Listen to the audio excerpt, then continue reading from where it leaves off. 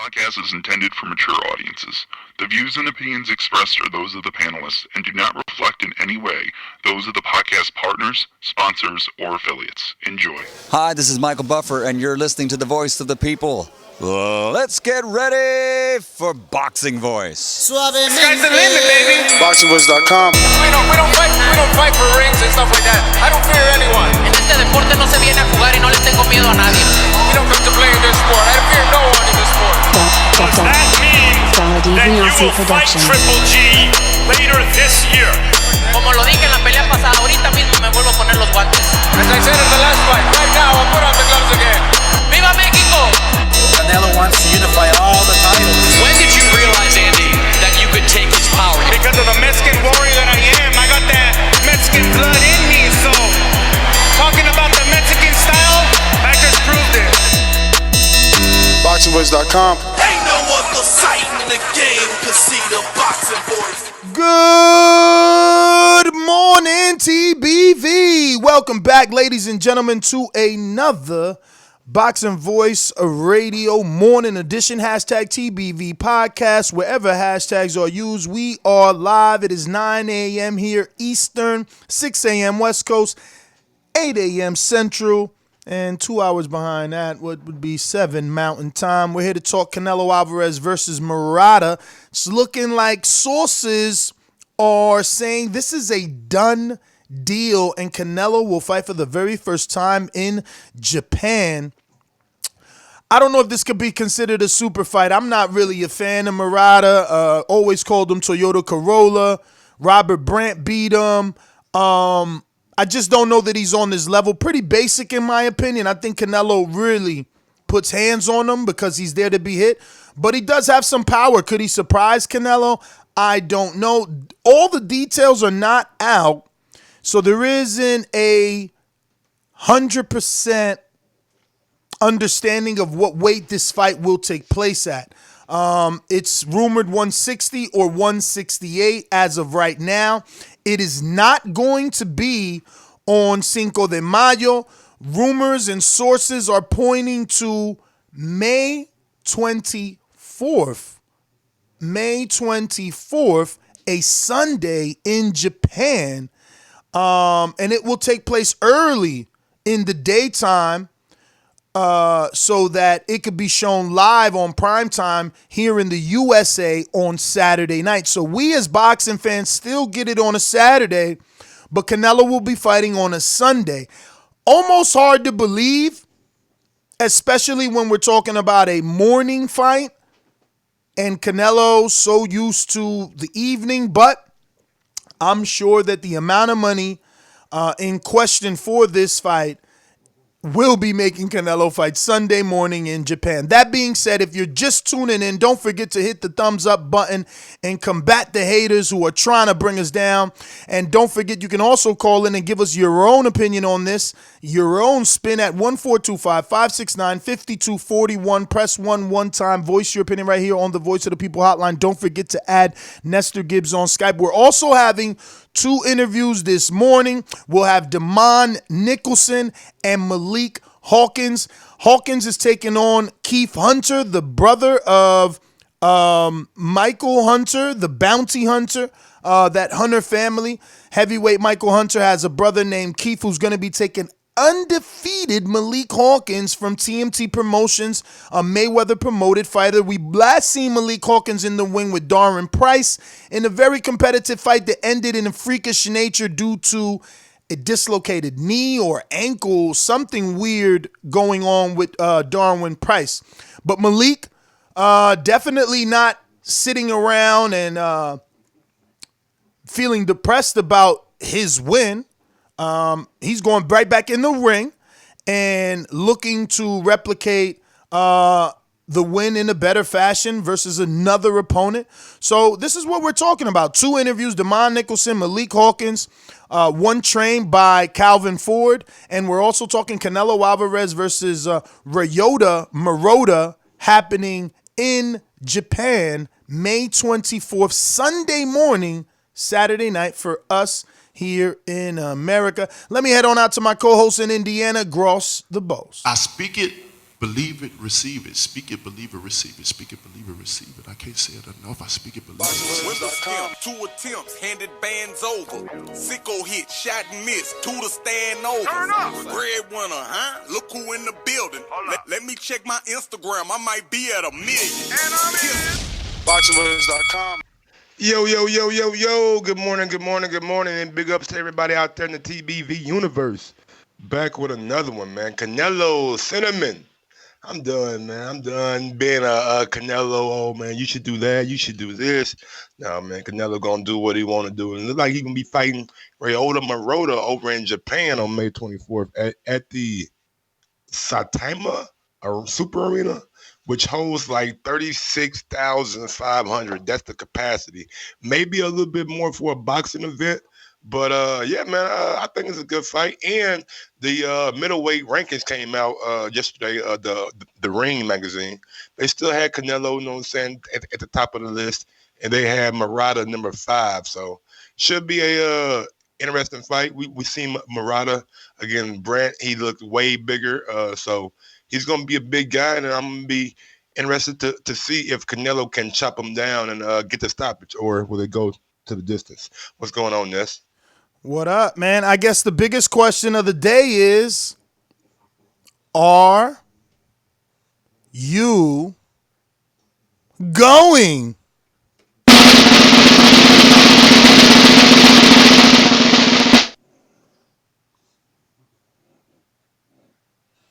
I guess not. Like going where? What you mean? I'm about to say Canada. To Japan to watch this Canelo super fight, champ. The Zone doing podcast, bro? I mean, bruh, Canelo going to fight in Japan. This is like history in the making. My nigga, it's the Zone doing podcast, bro, over there. Hush, I'm going. They doing podcast, bro, in Japan. I'm there. I'm there over there. For real. Yo, what's the status? You know more about politics than me. What's up with Japan? Good. We good over there? We safe? Yeah, we good. No, Japan no like coronavirus. Like who? Like whose brother? Our little brother. Okay, but there's no coronavirus. Oh, that's in China. I don't know. I don't know. I ain't gonna say ain't no coronavirus. I mean, Heineken virus, is the Heineken virus hit Japan yet? Because I know Corona got China on smash, so I'm just trying to figure it out. I don't want nothing happening to me, man. But nah, bro, I think Japan is good, man. Japan is like it's like America in like some sense that they got like a lot of Western like what's the word I'm looking for? Culture policies or whatever the word I'm looking for. But yeah, Japan's not like China at all, man. Like China's like more of a communist country, and Japan is more democratic. Oh shit, Georgie Porgy said 4 reported coronavirus is infected on Japan, but here you are talking about Japan fights in 2020 Olympics. Yo, the Olympics are in Japan this year. It's 2020, right? Yeah. Ain't the Olympics 2016? So yeah, they coming up. I mean, they might change it, bro. Nobody ain't trying to get infected. What do you think about the fight, though? Is it at least going to make for an entertaining fight, or do you see Murata on a level where Canelo could get him out inside of 5? Depends, man. If it's the Murata I seen against the second fight against Rob Brent, then I think it's going to be a damn good fight. But if it's the guy that I seen in the first fight, I think Canelo has a good chance of getting him out of there. But Murata is a big guy. I think it's Canelo expanding his brand, going over to Mexico, becoming a global star, picking up the bag. The Zone got a lot of stake over there in that territory, so they're looking at it from a win-win. We can get the American subs, and we can get the Japanese subs too. So I'm not overly mad at this fight. I know it was something that we wasn't thinking about, but at the end of the day, man, it's kind of like a spectacle. You know what I'm saying? We'll see Canelo over there in Japan, and he probably get a lot of fanfare too.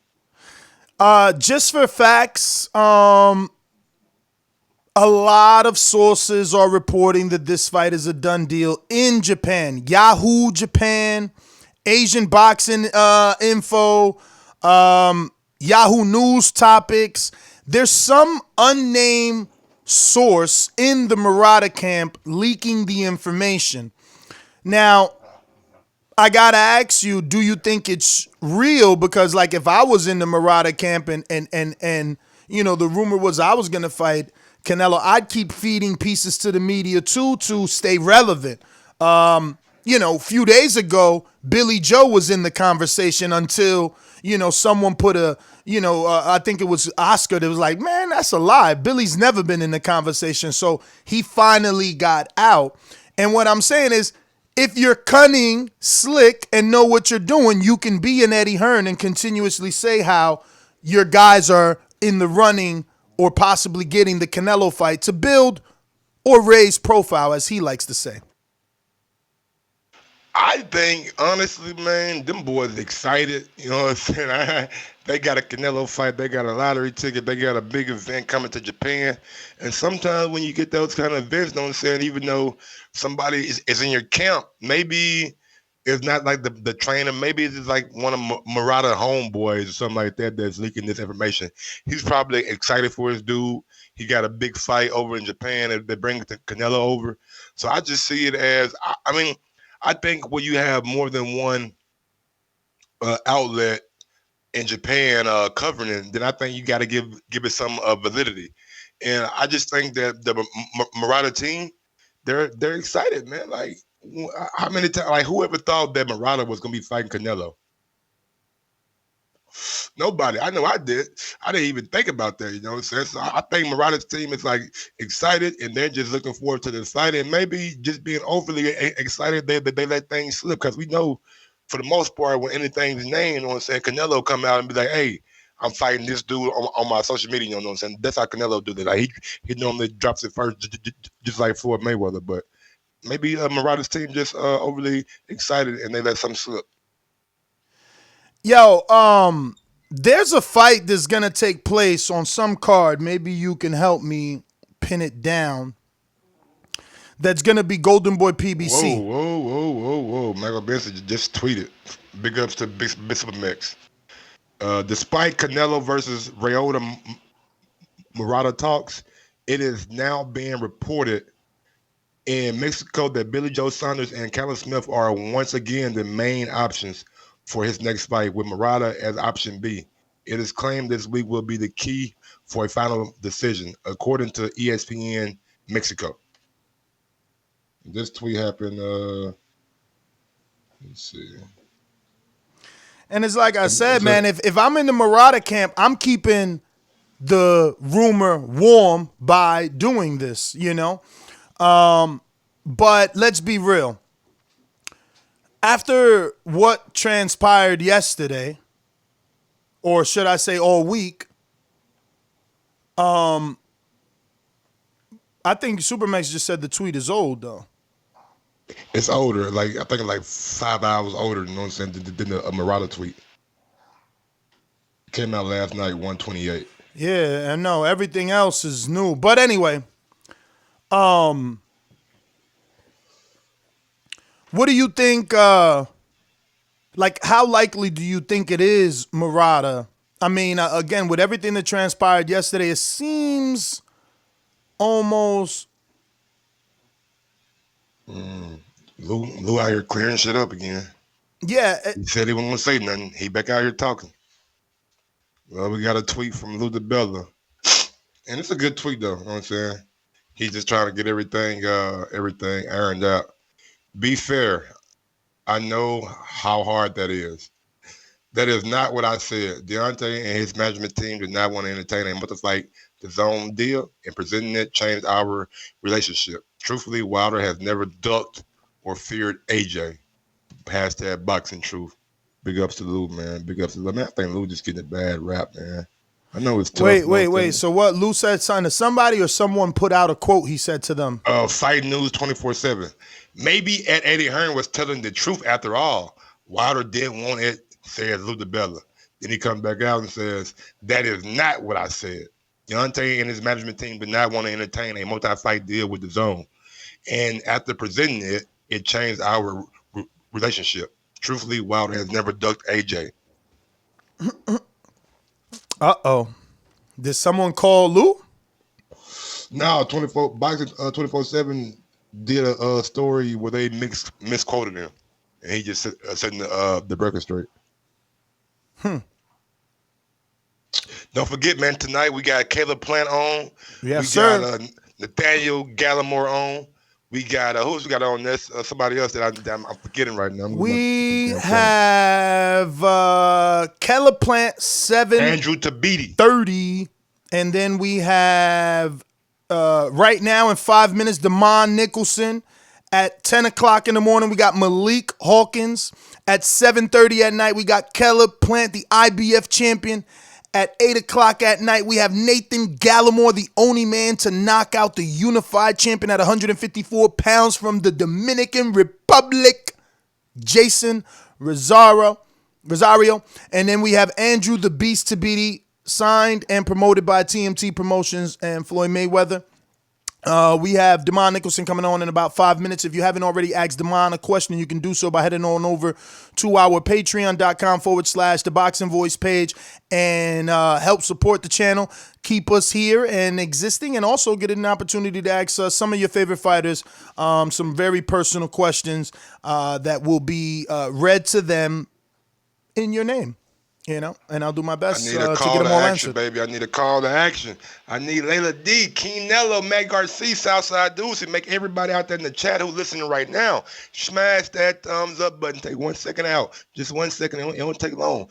Go to your laptop. Go to your desktop. Go to your phone. Go to your computer and take 1 second and just smash that thumbs up button. It costs you nothing. It's free. Just smash it.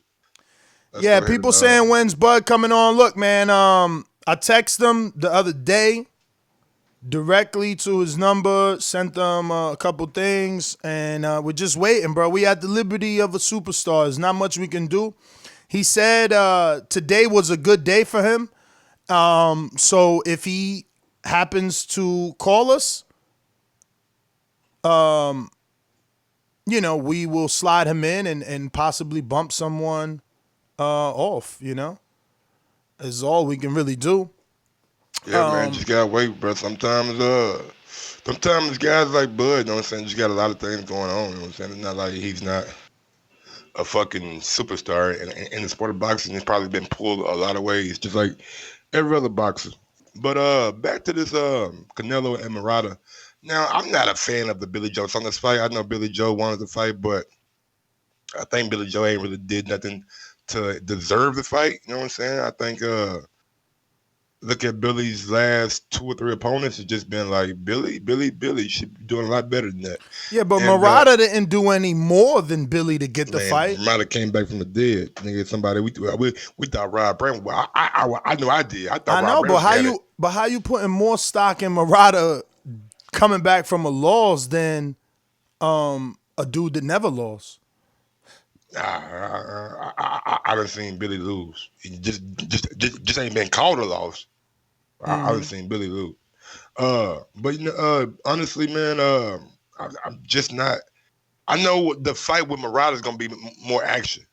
Billy Joe Saunders, he's a sit back kind of counterpuncher, and so is kind of Canelo. But we seen Canelo fight in different ways. But most of the time, Canelo's a slick, moving his head, counterpunching, you know what I'm saying? And Billy Joe's kind of the same thing, but with Murata, I just feel like I'm gonna get more action with it. You know what I'm saying? I'm gonna get a little bit more firepower in that fight than I would with Billy Joe Saunders. Canelo Smith, I'm not really. I don't think he deserves it. I'd rather see them two guys fight each other. Canelo Smith and Billy Joe. Then the winner can get Canelo down the road. But don't give Canelo Smith the fight off of John Ryder. Bro, I don't know what it is, man, and I'm not gonna go down some weird street, but no one is fighting each other on DAZN. But PBC gets all the hate. Nobody. They got the whole 160 lot, but the perception is Charlo's ducking. He don't want to fight Andre. He don't want to fight Canelo. He's out here fighting bums. But DAZN ain't fighting each other. They heavyweights not fighting each other. Dillian White hasn't got a title shot since he's been with Matchroom. Derek Chisora never got a title shot when he been with Matchroom. They protecting Triple G. They definitely protecting Triple G. He is not giving Derevyanchenko the rematch. He's about to fight Sedimenta. He don't want to fight nobody else. But it's all the hate on PBC. Yeah, he won't fight one dude. Oh, Canelo. Oh, yeah. I went to Canelo. No, for what, man? Go beat Andre. See, how is Charlo ducking when no one on Dazn side is fighting each other? So is Andre ducking or is Billy Joe ducking? What about Ryota? Is he ducking? Matter of fact, I meant Callum, right? Is he ducking? I mean, don't they got Johnson over there too? We had Callum Johnson. Why he can't get a fight? 175. I mean, I don't understand. What fights are they making? That's what I'm saying. If you a reporter, man, you down in Miami right now. When Eddie brings up the Charlo, just ask Eddie, why not make Triple G and Andre since you manage both of them? You help both of them. Ain't that an easier fight since you are the manager of both of them? Good grief. Yeah, man. Don't get it. We're just waiting on Mr. Nicholson. Let me just call him up. And stuff on? Yeah, let me just call him up, though. You don't do your thing. Oh, yeah, man. And that's like the thing that I don't get, man. You got all these fighters on the zone. You can go like to division, like Ned said, the heavyweight division. You got Joshua. I mean, I guess they're fighting each other with Povetkin, but Joshua's the person who's fighting everybody, not anybody else. You know what I'm saying? I guess we're going to see Chisora and Usyk, which is a fight between each other. You know what I'm saying? But I'm looking at the 168 division. Man, come on, man. Callum just fought Ryder. Ryder wasn't nobody we were thinking about. We wanted to see Callum fight Billy Joe Saunders. Jojo Diaz made that fight, don't say. He got the fight because he called out him and informed him. They wasn't trying to give or had Jojo in mind. Jojo made his own way. I'm talking about the big names though. If you got guys at 160 like Andrade and Triple G, fight. If you got Callum Smith and Billy Joe Saunders, fight. Or Dana Jacobs and Callum Smith. Don't bring in Chavez to fight Jacobs when you got fucking Callum Smith and Billy Joe Saunders right there. That don't make sense to me. I mean, look, obviously Charlo's been with PBC longer, but he fought Trout and he fought Williams, and now he's gonna fight Eubank. So it's very difficult to say that PBC isn't putting him in there. It's hard to say that they're doing the same thing DAZN is doing, which is not fighting each other. Like, a lot of you guys yesterday gave the welterweights hate, but they're fighting each other. They gave Danny hate, but hey, he fought the top two guys when they were the top two guys. What is DAZN doing? Oh, that's right. Vargas, the welterweight's fighting Mikey, the leftovers. What is DAZN doing? According to Mikey. What is DAZN doing? I mean, there's a lot of unfair hatred. What is DAZN doing? Canelo's over there. He ain't give us the rematch with Triple G. He ain't give us an Andrade fight. He ain't giving us a Callum Smith fight. What is DAZN doing over there? Are they not scratching their fucking heads yet? I mean, what's really going on? It looks like we got Dazn now. I believe this is him. I'm going to say at least Top Rank giving you a fucking competitive light heavyweight fight. Yes, sir. Well, good morning, Dazn Nicholson. I want to thank you, obviously, for taking out the time to come on the program, talk a little bit of boxing with us. Obviously, we would like to wish you a happy new year. How are you? Good morning. Good morning. Thanks for having me. Happy holidays. Happy New Year to you also, man. I'm doing great. It seemed like I came in on a good conversation. Oh, definitely, man. We're just trying to figure it out. It seems like the PBC gets a lot of hate. The rumor is they don't let their guys fight each other, but we see Danny fighting Keith. We see Danny fighting Sean. We see Danny now with a date scheduled to fight Earl. We see, Julian Williams fighting Charlo. We see Austin Tripe fighting Charlo. Now Eubank is supposed to fight Charlo. Over on that DAZN side, they're not really fighting each other. They have a lot of talent. They're sending a lot of money to people, but they're not fighting each other. But anyway, enough about DAZN. We'd like to ask you a little about yourself. Tell us where your next fight's going to be, what platform, how could we see it, and what's been up with you?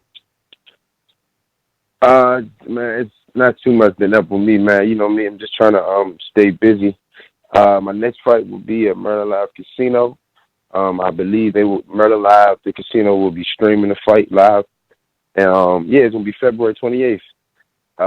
Ain't too much going on with me though. Like I said, I'm just trying to stay focused, man, and inch my way to these world titles, man. That's about it. Now, obviously, you were an Olympian. You are from that DMV area. So we know that you Yes, sir. have some serious pedigree, and you've been in the ring with some good names. Most notably, Jesse Hart was your last loss, and now you're on a five-fight win streak or four-fight win streak, picking up some good names versus good wins. Picking up some good wins versus Fernando Casandera, who I know, Jesse Nicola, who I know, Devon Lee right here from New York City, who I know very well. So all good wins after the Hart loss. What's your mindset like? Yeah, man. After that, when a lot of people, man, I don't really. It's something I really don't speak on, but man, when I fought Jesse Hart, man, I was going through a lot mentally, So that fight right there, it was a great fight for me, but a bad fight for me too. First of all, I fought in his hometown. I was coming from a different gym. It was just a lot. It was just a lot going on when I fought Jesse. I don't know if you've seen the fight, but in the first round, I had him knocked out. I had him. I don't know if you watch any of my fights, but anytime I get somebody hurt, it's not hard for me to finish him. But mentally, I wasn't in the right place, emotionally and everything, But after that, right after that, I fought Jesse in April. Right after that, in August, I came back and won a little title. I fought a dude by the name of Isaac Rodriguez from Brazil. He trained out Cali with Freddie Roach at the Wild Card Gym, man. And from there, man, I made a change with the Baltimore to train, went to Upton Gym. And man, it's like from there, man, it was just like they helped me. They helped me physically and mentally. My coach Charles, my coach Kenny, and my coach Troy. They all, they broke it down for me. They made boxing a lot more simpler for me. So from there, man, it was like I knew I was in the right place at the right time. And now, now my confidence, my skill level, my IQ is just on a higher, totally different level. And I'm back to knocking guys out the first and second round here and there, And excuse me. Like I said, I fought a dude. What's his name? Francisco Castaneda. I forgot how you say his name. Casandera. But right after I fought him, Castaneda. Yeah, I stopped him in the second round. And right after I fought him, he went and had a draw with Toriano Johnson. Anytime you're an opponent and you get a draw with a guy that has a promoter and everything like that, it's either you won the fight. Or it's either you really want it, it was just that close, So that right there spoke volumes for me right there, But after that, I fought Jesse Nicola, stopped him in the first round, and right after that, a lot of people, I don't know if you know, I had kidney failure, So it was like that was like a life or death moment for me right there, So that right there was like the ultimate like cutoff, I'm not even supposed to be in the gym right now. My doctor told me I would have to take 6 to 12 months off from the gym, not just fighting, just from the gym. So I wasn't gonna be able to train. But man, now like you said, I fought Devon Lee in October. That was 5 months after my kidney failure. And man, Devon Lee is a tough guy, man. When I tell you he's tough, he's tough. I have 22 wins, and I have 20. Well, at the time I had 21 wins, and I had 20 knockouts. You know what I'm saying? I only went the distance with one person that I beat. And man, when I tell you I was hitting Devon Lee with everything, I was hitting him with everything, and he took it, man. I was hitting him. Can you hear me? Yes, sir. Yes, yeah, sir. we Yes, hear sir. you. Go ahead. Hello? Yeah. I was hitting Devon Lee everything but the kitchen sink, and man, he kept back coming, man. I'm telling you, man, I hit him with everything, man. So shout out to him, man, because man, he took punches that I've never seen nobody take before, man, and he took it all 8 rounds and fought hard all 8 rounds. But other than that, man, it's time to, like you said, you speaking on these Dazn guys and all these PBC guys. I'm ready to take them all on, man. I just want I'm ready to take them all on. It's my time now. I just want to get back to this kidney failure, bro. How do you get your mind from that 5 months to a fight? Yeah, man. You know, the crazy thing about it is, man, I hear that all the time. But you know, man, it's something that I instilled in my brain when I went through it. The second But bro, when I that's went in the like life and hospital, you death know, in this sport. Like life and nah, it death. We was. seen last year. It really That's was. just a fine line. Yeah, right. Yeah, man. I was in ICU, man, for what, 7 days. So I was in, yeah. So I was on the verge. I could have died. You know, that's how serious it was. The doctor told my dad, man, if they didn't bring me to the hospital when they did, because I wanted to go to sleep. I wanted to go to sleep. My body gave up. I said, man, I just want to go to sleep. We don't gotta go to the hospital. I'm gonna just get it. We can get an IV when I wake up. The doctor told my pops, if we did, man, if you would have let him go to sleep, I could have died. I could have had a heart attack or I could have had a stroke. You know, so and my levels, my levels, you know, my blood pressure, my heart rate, everything was just like beyond the numbers they have ever seen. You know, so man, it was just a blessing. You know, from there, the doctor told me 6 to 12 months. I had already said on my. I had already instilled in my head. Who was that, your pops, man? Yeah. Hey, Yeah, man, somebody was running us off the road. Somebody was running us off the road. I apologize, but man, from there, man, when I went into the hospital, I had already told myself I know I'm gonna have to take some kind of break, you know, because they take me to the hospital, and we're not gonna be able to fight. I said, so when the doctor told me 6 to 12 months, I said, no, sir. I said, 6 to 12 months. I said, no, sir. I have kids. I have a family I have to take care of. I said, I'm gonna take this break, but I said, I don't think it's gonna be 6 to 12 months. And the doctors were like, Mr. Nicholson, you know, your health is more important. And when he said that, I knew that for sure. So when I got out the hospital, got everything in order, I just started taking some baby steps. I said, you know what, I had to be on dialysis for 2 months. I said, as soon as I get off dialysis, I'm gonna give my body a week of not training. The first thing I started doing, I started swimming right after that, and from there, man, it was time to get back. You know, it was a long process. You know, because I'm sorry. No, I was going to ask you you how did you know Kevin Ford was the right trainer for you? Because you said I was reading a story and say you walked in the gym and it said like you just knew or something like that. Right, man. You know, I've been knowing Coach Cal since I was 8, 9 years old. So 2001. So I was 8 years old. I've been knowing him since I was 8 years old, and we met the Junior Golden Gloves. I couldn't fight at the time. The kids in my gym could fight, so I just went on a little vacation. And you know, we shared a room for a couple of days and stuff like that. And from there, man, you know, we just every time I seen Coach Calvin, gave him love and all that, you know. And from there, it's just been love.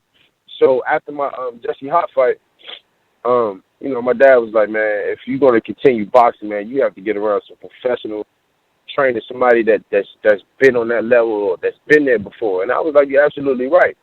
You know, so I had the manager at the time, Thomas Williams Jr. I was like, man, let's go to Florida. I wanted to try to go work with Kevin Cunningham. So he's like, all right, I'm gonna try to set that up. So I took a month off after Jesse, so we went to get some sparring because I knew I was gonna have to fight pretty soon. So we went to Upton. Went to Upton to spar. And I told my dad, I said, we might as well just stay home and just come here with Coach Calvin and Coach Kenny. And he was like, man, let's try it. So we sat down and talked to Coach Calvin. And the first thing Coach Calvin said was, man, you know, the first day I met you, you know, your dad's been in your corner. She said, man, I don't want to change that. He said, man, you got to keep your dad in your corner. And when he said that, I said, you know what? This is the right place. This is where we need to be, you know, because I've been to gyms that I was at, you know, they was like, you know, it was cool for my dad to be there, but my dad was never like kind of involved, you know what I'm saying? So when Coach Calvin was like, you know, man, we're going to keep your dad in the corner, you know, and that was the first thing he said. I said, you know what? This is the right place. This is the right place to be, you know, because I know how much my dad loves to be involved and stuff like that. So I said, man, if I go to Florida, Kevin Cunningham's not gonna say that. You know, he's not gonna he's gonna say my dad could be in the corner, the cut man or something, but he's not gonna be like, you look, your dad is involved. He's gonna help train all that. You know, it was when he said that automatically like it was like, okay, boom, the light flashed, like, okay, this is the place I need to be. And once we started training, man, he started showing me things that I used to learn when I was a kid, and added more to it. I said, man, this I haven't been learning stuff like this, man, since never. You know what I'm saying? So he was teaching me new things and adding on to my abilities, my skills, and all that. I'm already a natural gifted boxer, but for somebody to break it down for me and add to my skills, man, it was just like, man, I'm home. You know, I don't. It's nowhere I need to be, but here. Damon, we have some questions from the people. We got Rue in the 504 from New Orleans that says, you had a good win after making a comeback from a health scare. What are your plans for 2020 if you get past Mike Guy? Are you fighting someone named Mike Guy? Yeah, man, the guy that's my next fight. Man. Put pause on that boy. Yes, sir. My plans for after this fight, man, is to attack any and every world champion, man. You know, that's my goal. If I can't get a world title, if I can't get a title shot this year, man, at least I just want to get in the title contention, you know, because that's every fighter's dream, you know, is to get a world title and stuff like that. So 2020, man, we trying to attack whoever and wherever. It doesn't matter, you know. My career speaks for itself, you know. I went in Jesse Hart backyard and fought, so it really doesn't matter, you know. That's my plans for after my guy. Get him out the way, and then try to, you know, get in the title contention. You know. How do you for 2020, we definitely trying to fight for the world title. How do you think you're gonna do versus my guy? Obviously, you're not gonna say you're gonna lose, but for people that don't know him, he might, I guess, fly under the radar. But he's pretty tough, man. He's taken some undefeated guys that I know a lot of. Like Junior Johan is my man from the New York City tri-state area. He was 12-0, had to go to distance with him. Dervyanchenko went the distance with him. Akhmadov went the distance. Like this guy doesn't seem to be an easy fight. Plus, he just gave Dennis Douglin a loss when we thought Douglin was going to win. Dennis Douglin, man, he gave Dennis Douglin hell, man. And a guy named Eric Moon, he's a good friend of mine. He beat Eric Moon. You know, Eric Moon is a tough guy. And then when I seen that, you know, I kind of honestly, a lot of people, I mean, people wouldn't know, but I picked my guy myself. You know, he's somebody that I wanted to fight because I know he's tough. Like you said, you just named everybody. He went the distance with all these people. You know, so I was like, you know what, man? After this tough fight with Devon Lee, I want to get right back in another tough fight, man, because these fights like this, these are fights that get you ready for them tough, hard 12-round fights. You know, me and him about to fight a 10-round fight. You know, of course, of course, me being a fighter I am, I don't want it to go all 10 rounds. But if it does, it does. You know, that's what I'm working on, you know, in the gym. But man, this guy is tough, man. He is tough. He has an ugly style. He comes in with his head. He will headbutt you. He might hit you with an elbow. He might hit you with his knee. You know, so man, this is a fight. This is a rough and tough fight for me, man. So this is the fight that's gonna get me ready for that next level. You know. So and ultimately, that's why. I just wanted to ask, ultimately, what weight do you want to campaign at to get the belt? Because you kind of been fluctuating, so, you know, we really don't know where you're at. Mm-hmm. 168. 168. Okay. 168. Yeah, we're gonna shoot from 168. All right, we got another one from Chicago. We got SG Pass Steve, who says, what are your goals for 2020? Get the belt. That's my goal. Get the belt. And get the belts, put it like that. I mean, I'm trying to take over the world of boxing, you know, man. It's every champion there is, you know, I know I can beat, and it's time to go out there and take it, you know. You have Benavidez, you have Caleb Plant, you have WBA. Is Canelo still the WBA champion? Nah, he dropped it. Callum Smith is the full super. Is it vacant? Yeah, well, the regular title's vacant. Okay. Yeah, but the super is Callum. Okay. Oh, okay. Well, we got Caleb. We got Callum Smith. And who else?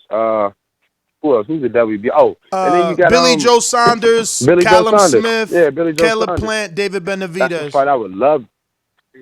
That's the fight, huh? Yeah, that's a fight. That's a fight I would love to have Billy Joe Saunders, man, because he would definitely test your will, test everything that you have, man. Billy Joe Saunders, man, I'm actually a fan of his. I'm actually a fan of his, man. But yeah, man, that's the only goal this year, you know, just to try to get this title shot, get these belts, you know. It's been a long time for me, man. Y'all just run out my career, man. It's been a lot of ups and downs, and it's time. You know, I've been through it all in boxing. You know, it's nothing I haven't seen.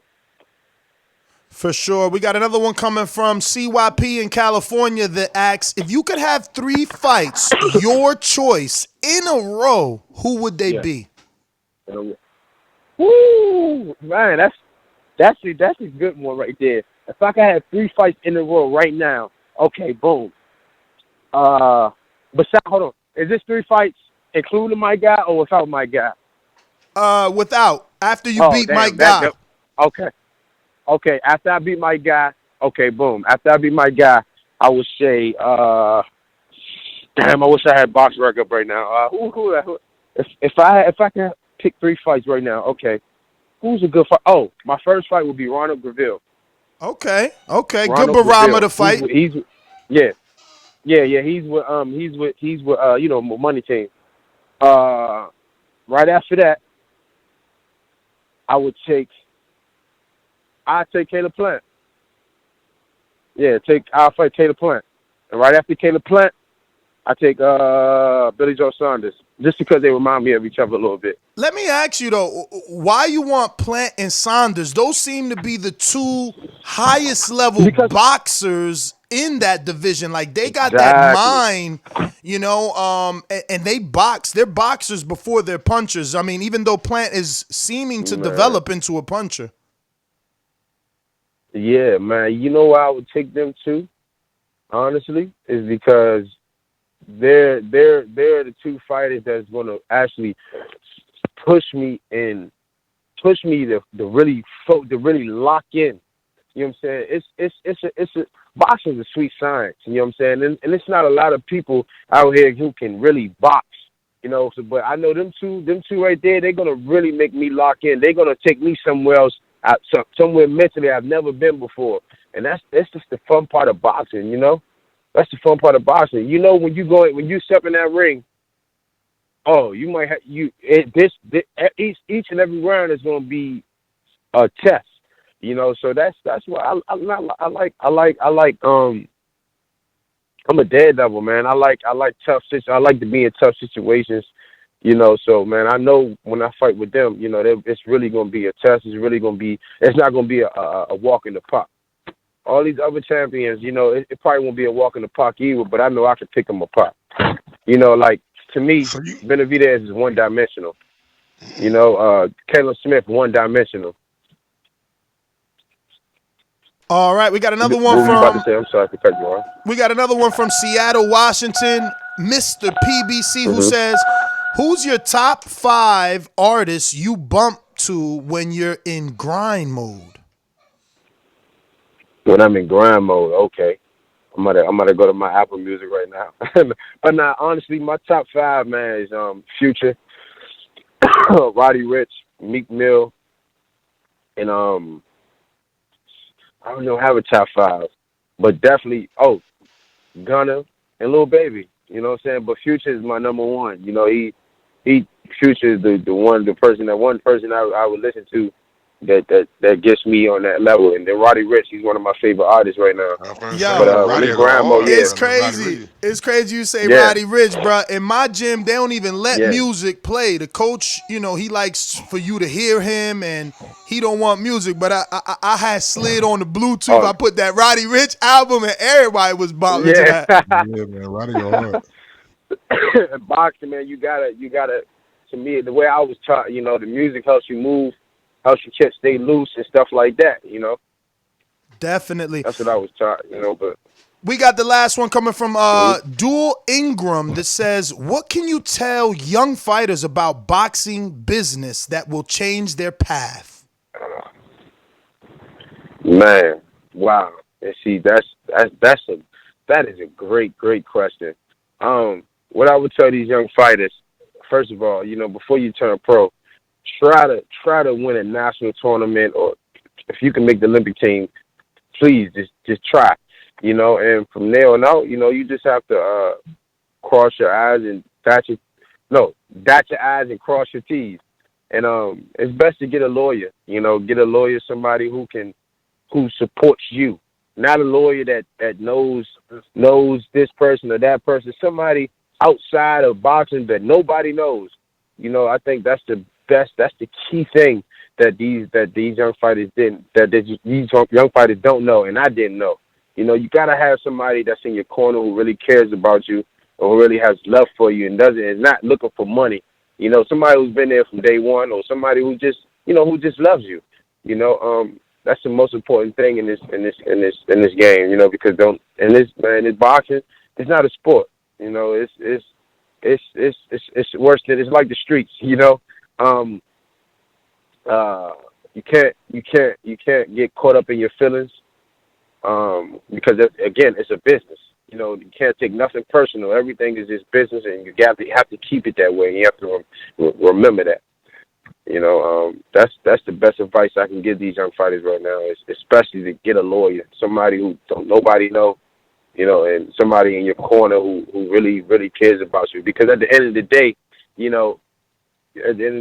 they could put somebody, like you have somebody working with you, they could put you in a fight where you supposedly gonna make some good money, but it's all along it's just a trap. Because remember, like, when you get paid, your managers get paid, your trainers get paid, so you got to pay attention to everything.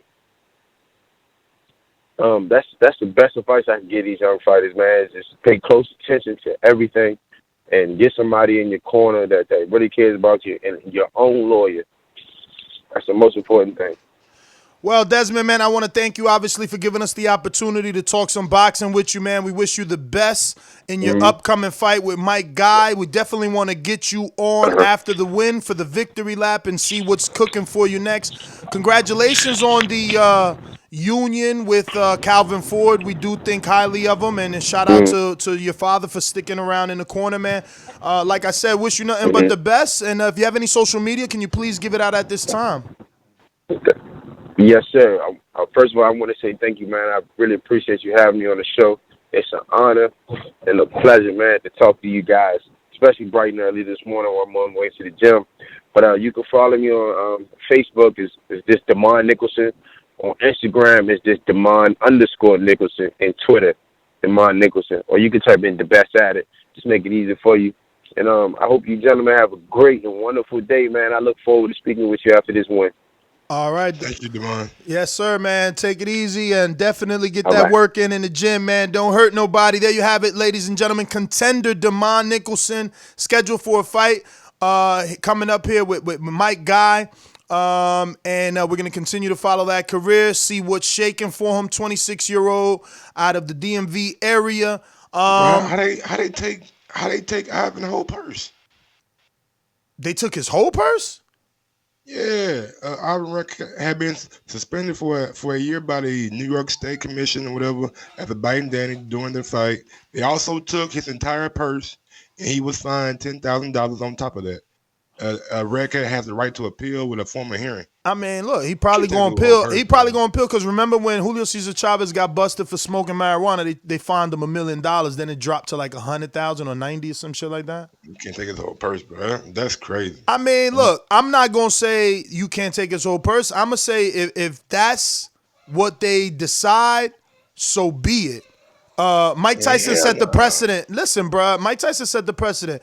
He didn't do as bad as Danny, and that's probably because of the officials. You know what I'm saying? But like, Evander lost a piece of his fucking ear. It's boxing, dog. It's not cannibalism. I was telling you the whole week. Look how big Ivan goddamn teeth is. It was an accident. I don't think accident. He got a mouthpiece, Mike. Ain't no accident to open your mouth and try to bite someone on the fucking shoulder. But dude, teeth big as hell. So shit.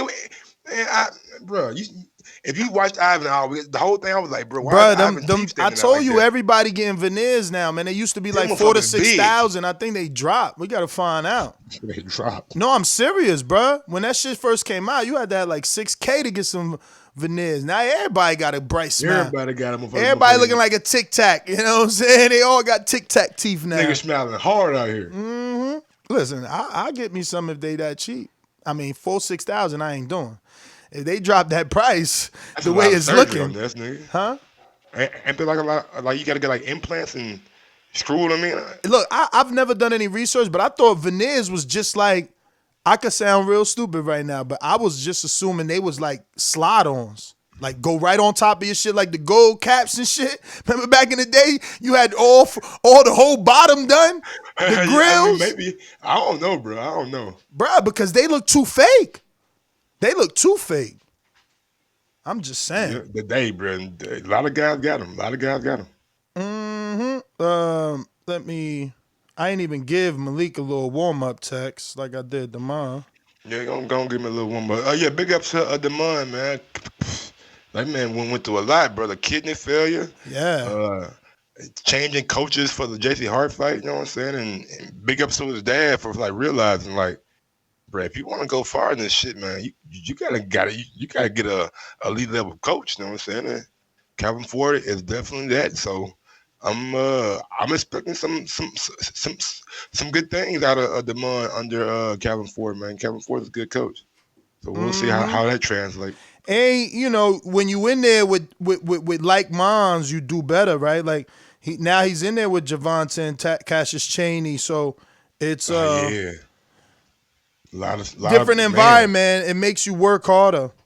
Calvin get a nice little stable coming along. You know what I'm saying? Cassius, Dazn, Lorenzo. Yeah, I just talked to Truck, man, but I got to see what's up with this after Bama. I think it's not good to really schedule anymore. Yeah. But big ups to Truck though, man. You know what I'm saying? He had a good little fight the past weekend. A lot of those guys are pretty active in that gym too. You know what I'm saying? A lot of those guys are fighting or finna fight or just fought. You know what I'm saying? So I'm excited to see what happens with that stable. We got a super chat coming in from Big Super Mex Rodriguez. What up, Joseph? I don't like this fight, especially if it's at 160. Why not? I mean, 160, he has a belt at 160.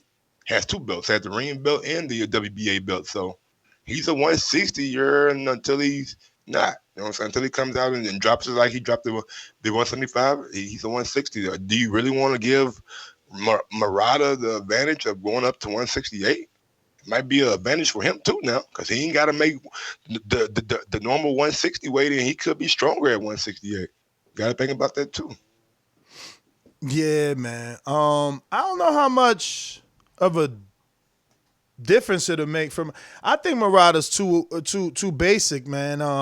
I feel like he gonna get hurt. You know, he gonna get touched up to that body. And he uses that high guard too, don't he? I gotta go back and watch him fight. I watched him fight twice, like the brand, well maybe 3 times. But I ain't really, you know what I'm saying, broke him down like that. But do you think it can possibly be like another Rocky Fielding kind of ending? Absolutely, absolutely. I mean, there's very few people, like with all the hatred is all good, but there's very few people that show levels. You know, what's Canelo's last tough fight? Gennady? I would say Gennady. Or I mean, I really don't think Jacobs was that tough of a fight for him. Exactly. I'm talking about, and I don't mean tough on paper. I mean in the ring. Did it look tough for him? You know, first fight. Yeah. I don't think the second fight was. And that's what I'm saying. What's the last tough the fight that been tough for him? Gennady. And same thing for Wilder. What's the last fight that been tough for him? Fury. Ortiz first fight. Well, Fury. Yeah, you're right. No, I'm telling you. You know what I mean? What's the last fight was tough for Earl? Porter. Yeah. What's the last fight that was tough for Danny? Porter. What's the last fight that was tough for Pacquiao and Thurman? Each other. You know, Crawford and you is see just how recent that is. killing niggas. You see how recent that is for those other fighters we named. Like they in tough fights very well. Danny, I guess, is because he's kind of changed the level of opposition since the loss, and that's why his aren't as recent tough fights, right? But like everybody is kind of look at the 54-pound division and how we talk about it, how it just keep flip flopping. So that means very tight matchmaking or similar skill level. And Joshua was just in a tough fight, back to back. And truth be told, exactly. Like boxing is like when you get to that elite level, like the talent ain't that really, you know what I'm saying, that far of a disparity, you know what I'm saying? But I think it's like just like the work ethic and the things that you have to help you, you know what I'm saying, work. Because like AJ, I didn't mean to cut you off, Champ. I was trying to signal to you that it looks like we got Malik Hawkins, up and coming contender prospect. Malik, I guess you got to answer that one for us. First and foremost, I want to thank you for taking out the time to come on the program, talk a little boxing with us, and I want to wish you a happy new year. How are you? Thank you. I'm good. Just working hard, training hard, getting ready for the 28th. Brother, man, I want to just first and foremost say that it is a breath of fresh air to see a young man like yourself so eager to get right back in the ring with elite or at least your level competition, right? Like you was just in a fight with an undefeated fighter in Darwin Price, and now you're going back into another undefeated fight with Keith Hunter. Why? Yeah. It just shows. I just want the best competition and everything like that. And Keith Hunter, he's a durable opponent. He's undefeated for a couple other Mayweather guys and everything like that. And he's just another. I just look at it. He's just another person. He can lead me to bigger and better things with a win over him. what's going on, Malik? Michael Gross here. What's going on? We met in Vegas. I want to ask you, would you ever consider giving Darwin Price a rematch? You know what I'm saying? I know you got the TKO, but I think Darwin had like a leg injury right before that happened. I'm not really sure, to be honest, because if you really look at the fight and everything like that, I caused the injury. It's not like it happened just because he was moving or anything like that. I caused it. He's been. No disrespect to him or anything like that. I wish him a speedy and healthy recovery and everything like that. But to be honest, I really feel as though do he deserve one? Do he deserve one and everything like that? Because he's been when he was in camp, he's been sparring, top tier dudes from what I heard, and I'm pretty sure he's been moving a lot in camp because he's been practice. He had to practice what he was going to do in the fight, and he hasn't had no problems in camp. I'm pretty sure he wasn't complaining, in camp. But when he gets into a fight, and it happened, they just want to, he want to use that as a scapegoat to, to try to get a rematch with it. So I'm not sure. I'm not sure. I don't really feel like he deserved one, but. Now, your trainer, Calvin Ford, has put a lot of pressure on you because one day Gervonta Davis was watching some boxing and he chose to say that he could move up to 140 and beat Josh Taylor right then.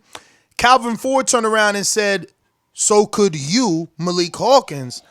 So ever since then, people are watching you and have high expectations. Do you feel that pressure? Do you consider it pressure? No, because no, not at all. No pressure because people can expect anything that they want but it's your job, to go in the ring, and it's my job, to go in the ring and do what I have to do to come out with the victory and everything like that.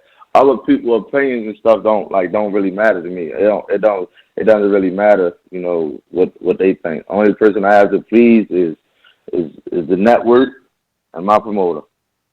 Everybody else I don't have to please. Earlier this week, we had on Keith Hunter, and he made it clear like he sees this as an opportunity for him to make a name for himself, for him to get on the map. How do you make sure that he does not do that? Oh, just doing what I have to do. You know, come out with the victory and everything. You know, I'm pretty sure. You know, because he's undefeated too, 11-0. But he hasn't faced, you know, my type of style yet. I can box if I need to, and I can bang if I need to. He hasn't faced anyone like me.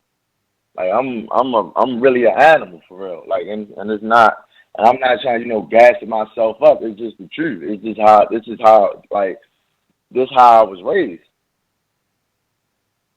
Now, he had actually the opposite to say. He was like, you know, I'm the one continuously making Mayweather Promotions look bad. They keep making the mistake of putting their undefeated guys with me. This will just be my third or fourth guy that I make them look bad at. That he says he picked this fight. He said he's seen something in that Darwin Price fight where he like, I'm jumping on Hawkins right now. And you know, he I'm gonna let him say what he wants to say. He can say exactly. He can say anything that he wants to say right now. But you know, talking, you know, that's just him talking. Like when we get in the ring, we're gonna see what everything we want. I want to see him back up everything he say. How's your camp going? Like, what kind of sparring partners are you guys using to help you get ready for Hunter? My camp went tremendous. I call it training camp. You know, training camp. I call training camp hell because you know that's what I'm going through right now. You know, but I know this is what it's going to pay off because all my training camps that I've been through, they hard, but they always work. There's always a brighter side at the end of the tunnel. And you know, my sparring partners and everything, I'm using, you know, top tier sparring partners. I'm sparring with the likes of Shakur Stevenson. Who else I'm sparring with? Demar Nicholson from my gym. Who else? Kareem Martin. Hold up. You been sparring with a super middleweight? Light heavyweight, because he ain't got no. I mean, he got a fight, but he is not fight weak. So Damon ain't 168 right now. So like, what the hell? You get in there with guys that big? Nah, it's not. No, it's not. You know, work. It's not real hard work, but it's work. It's technical sparring. I got you. It's not like it's not intense sparring. It's technical sparring. That's still impressive, man, for real. We just had Damon on, and we just had someone else in that camp as well. Cassius Chaney not too long ago.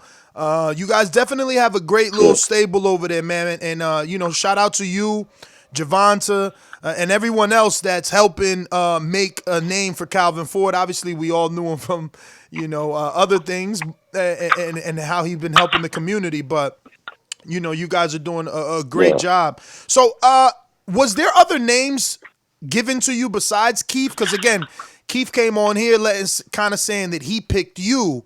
Was it that way for you? Did you pick him? And was there any other names given to you? Nah, actually, I picked him. Yeah, I picked him. He's saying that he picked me, but I know for a fact that I called Leonard Ellaby, and I picked him. Now walk me through that decision. Like, did you and Calvin first sit down, watch some tape, and then like, yeah, this is the guy. Look, you see this, and you're like, yeah, we got him coaching. Then you call Ellaby. How'd that work? I mean, I want to hope you watched tape, right? Or were you just that confident? It was yeah. It was me, Calvin, and my other coach Kenny. And we sat down. We watched probably about I want to say we watched about 5 minutes. 5 minutes of his one of his fights. One of his fights from last year, and I said, "Yeah, somebody call and make that fight." Now, I said it. Now help me out, Malik, because me and my co-host sit here and we make picks every week, right? Like Thursday's our prediction show, so Thursday night. So, you know, if you're fighting, I'm going to be like, yeah, you know what? I like what Malik did. in the Darwin Price fight, so I'm picking him over Hunter. Then my co-host might come back and be like, man, just because he looked good in his last fight don't mean he gonna look good in his next fight. So how are you basing a decision to take a fight, to make money, go through a promotion based on that one fight? Like, what is it that you're looking at as a fighter? If you could just help us, to educate us. I look at everything that he do. Like, I'm looking at, the things that he do wrong. It's a lot of, he makes a lot of mistakes. I'm not saying that I don't make mistakes, but it's a difference between someone making a mistake and the person not doing nothing, and someone making a mistake and the person capitalizing off it. And I'm looking to capitalize off all of his mistakes. If you were able to put your promoter hat on, and by the way, this ain't even my question. Big ups to our Patreon people out there. You know what I'm saying? I just took this from the last time we asked Damon a question. If you're able to pick your next 3 fights, what fights would they be, barring anything, barring a network, promotion, all of that? If you could pick who you want to fight for the next 3 fights, who would they be?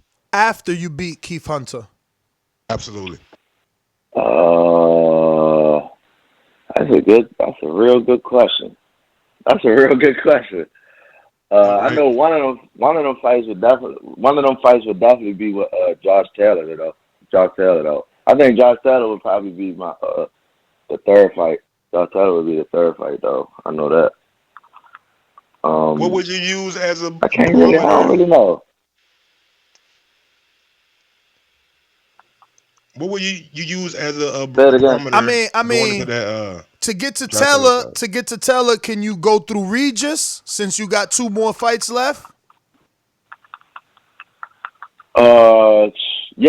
I would have a fight with Regis too. Well, that sounds like a pretty big fight. Yeah, I would definitely have a fight. Yeah, I would definitely have a fight with Regis. So let me ask you, obviously you got to see Gervonta Davis, headline in his hometown, then do it again in Atlanta. When do you wish and hope you can have your own hometown headline fight?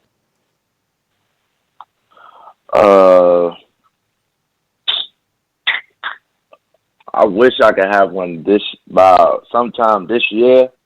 If not this year, early next year. That's what I'm hoping for. Okay. My co-host told you that we had asked Damon Nicholson a question from one of our listeners. We have the same for you. It's Ask Malik Hawkins a question. We got Super Blue who says, tell me about the transition from being signed under Roy Jones Jr. to being with TMT. Mm-hmm. Well, actually, I wasn't signed to Roy Jones Jr. I was just, he was just helping me out, as far as like promotional wise. I wasn't technically, signed to him and everything. I was signed to Greg Cohen. But now that I'm signed with TNT, it's great. It's great. I'm fighting a lot more, getting a lot more exposure. And my name just getting out of that more, so yeah, it's wonderful. How did you meet Roy Jones and Greg Cohen? I met Greg Cohen through Roy Jones. I met Roy Jones through Greg Cohen. I'm sorry. I was at one of my fights here in Baltimore, and one of Greg Cohen's one of the people that worked for him was at the fight, and they liked the way that I fought. Because I was boxing, I showed many different skills that I had and everything. And he called, and she called Greg Cohen and said that we need to sign this kid. Oh, good old Serafina. And yeah, they signed me. Yeah. Yeah, she's a friend of the show, man. She helps us out a lot. Yeah, we need it. Yeah, I like Serafina. She real good. She funny too. Yeah. She be working out in Andre Rozier's gym now a lot with Edward Belanga and Richard Comey and them. So we got another question for you here from Dominic in Seattle, aka Mr. PBC, who says, "What's your top 5 artists that you bump before every big fight?" Oh, the top 5 is going to be Future number 1, Meek Mill number 2, Drake number 3. Then I listen to a couple of dudes here. Yo, is that some hometown bias trying to put Meek before Drake, even though Drake killed them back to back? Oh no. That's just, Meek Mill. He just talk about the type of stuff that I really, really listen to and everything. Drake more talk about, stunting and everything. That's more what Drake talk about. For sure. I'm just messing with you. Well, to me, I feel as though Drake really talk about stunting and everything. But yeah, I listen. But my 4th and 5th artists that I listen to, they guys from here in my hometown. It's King Tony and Money Jake. Actually, the dude Money Jake, he walked me out my last 2 fights. Nice, man. We got Ruin of 504 New Orleans says, "You're facing a tough, undefeated opponent. If you get past him," well, you just answered that. Who do you want next? But shout out to Ru for the question.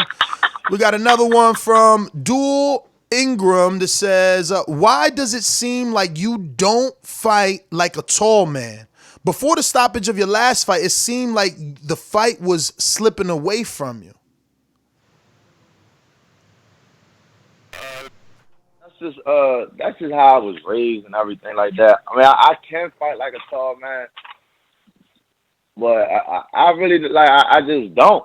Sometimes I just don't. Like, if the circumstances feel like I need to fight tall, then I can do it. But if I feel as though I don't need to, I'm not. But I definitely understand. I definitely understand what they were saying about the fight slipping away from me. And I promise to you guys on the show and everyone listening, watching, that's never gonna happen again. Shout out to you, man. That's official. I like that right there. Yeah, me too, man. I had a question and I forgot it. So, all right, we're gonna go back to the people. We got Steve in Chicago that says, "What are your goals for 2020, and do you plan on competing for a title at your weight class?" That's a little soon, right? It's too soon for a title shot in 2020. No, not really. No, not really. I don't believe it's too soon. No, I don't believe it's too soon. WBC gold, WBC regular. I mean WBA regular.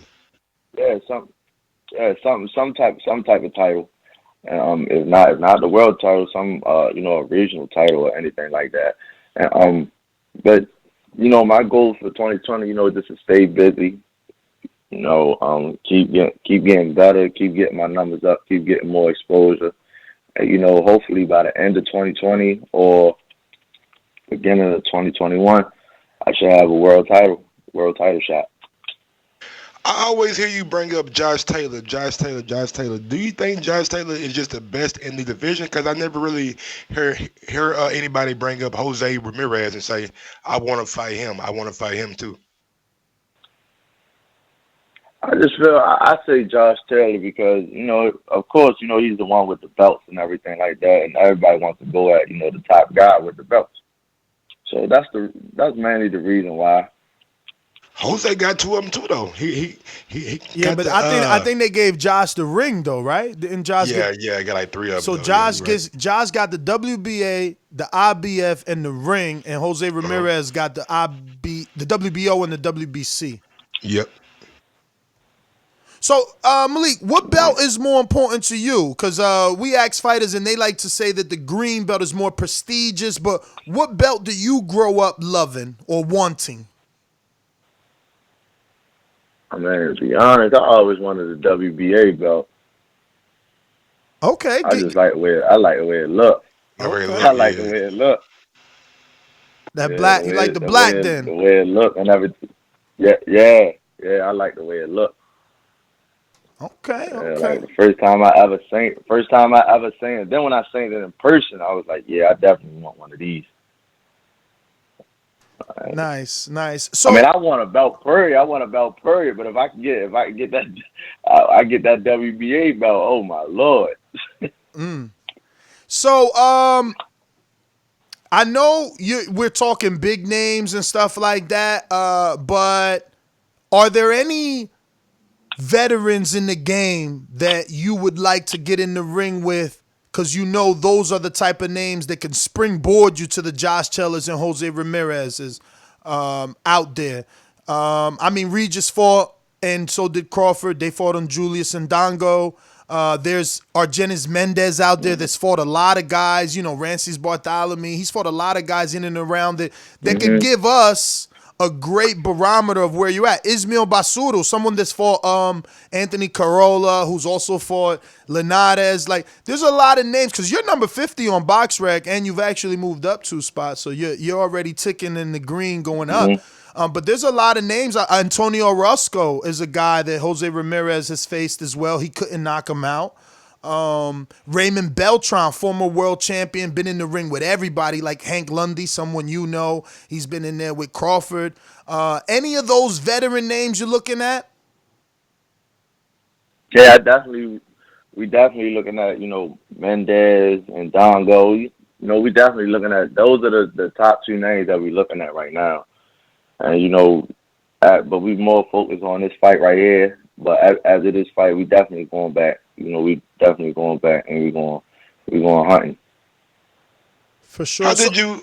I'm sorry. How did you get the nickname Iceman? That's what I want to know. What isn't it? The albino ape? Wait, it's the albino ape, ain't it?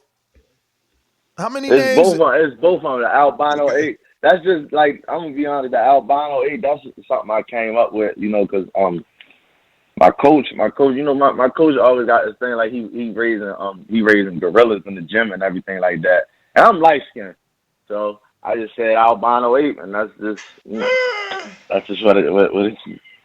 Yeah, that's just what, because, you know, Tank called himself Big Ape. Yeah. Chuck called himself, I think it's Little Ape, something like that. I'm not really sure. I forgot what he called himself, and so I call myself the albino ape. I need something special. For sure, man. Back to the Iceman, though. What was that Iceman?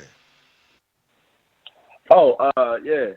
How I got that name? I was, you know, when I first started boxing and everything like that, it was a rapper known as, you know, Paul Wall and everything. Y'all probably heard of him. Yeah, for sure. Heard of him or something like that.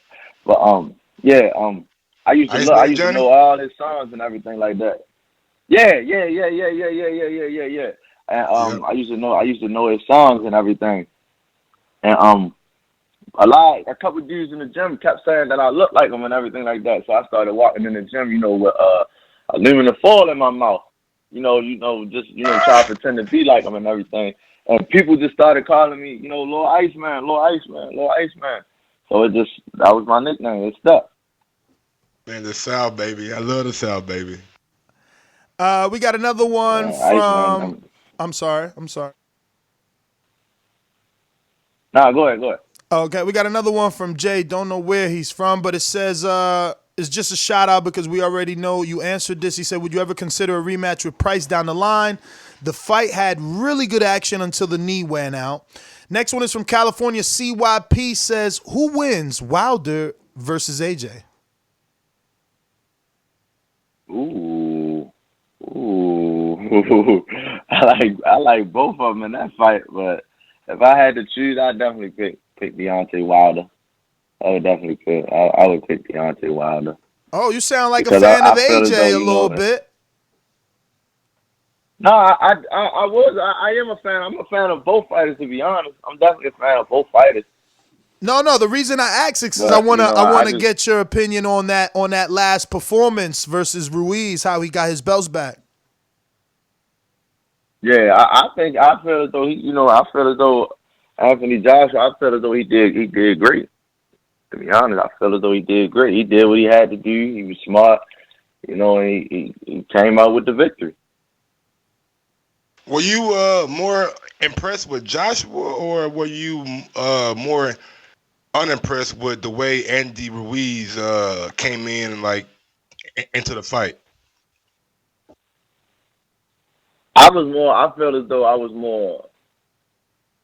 A little bit of both. A little bit of both. A little bit of both.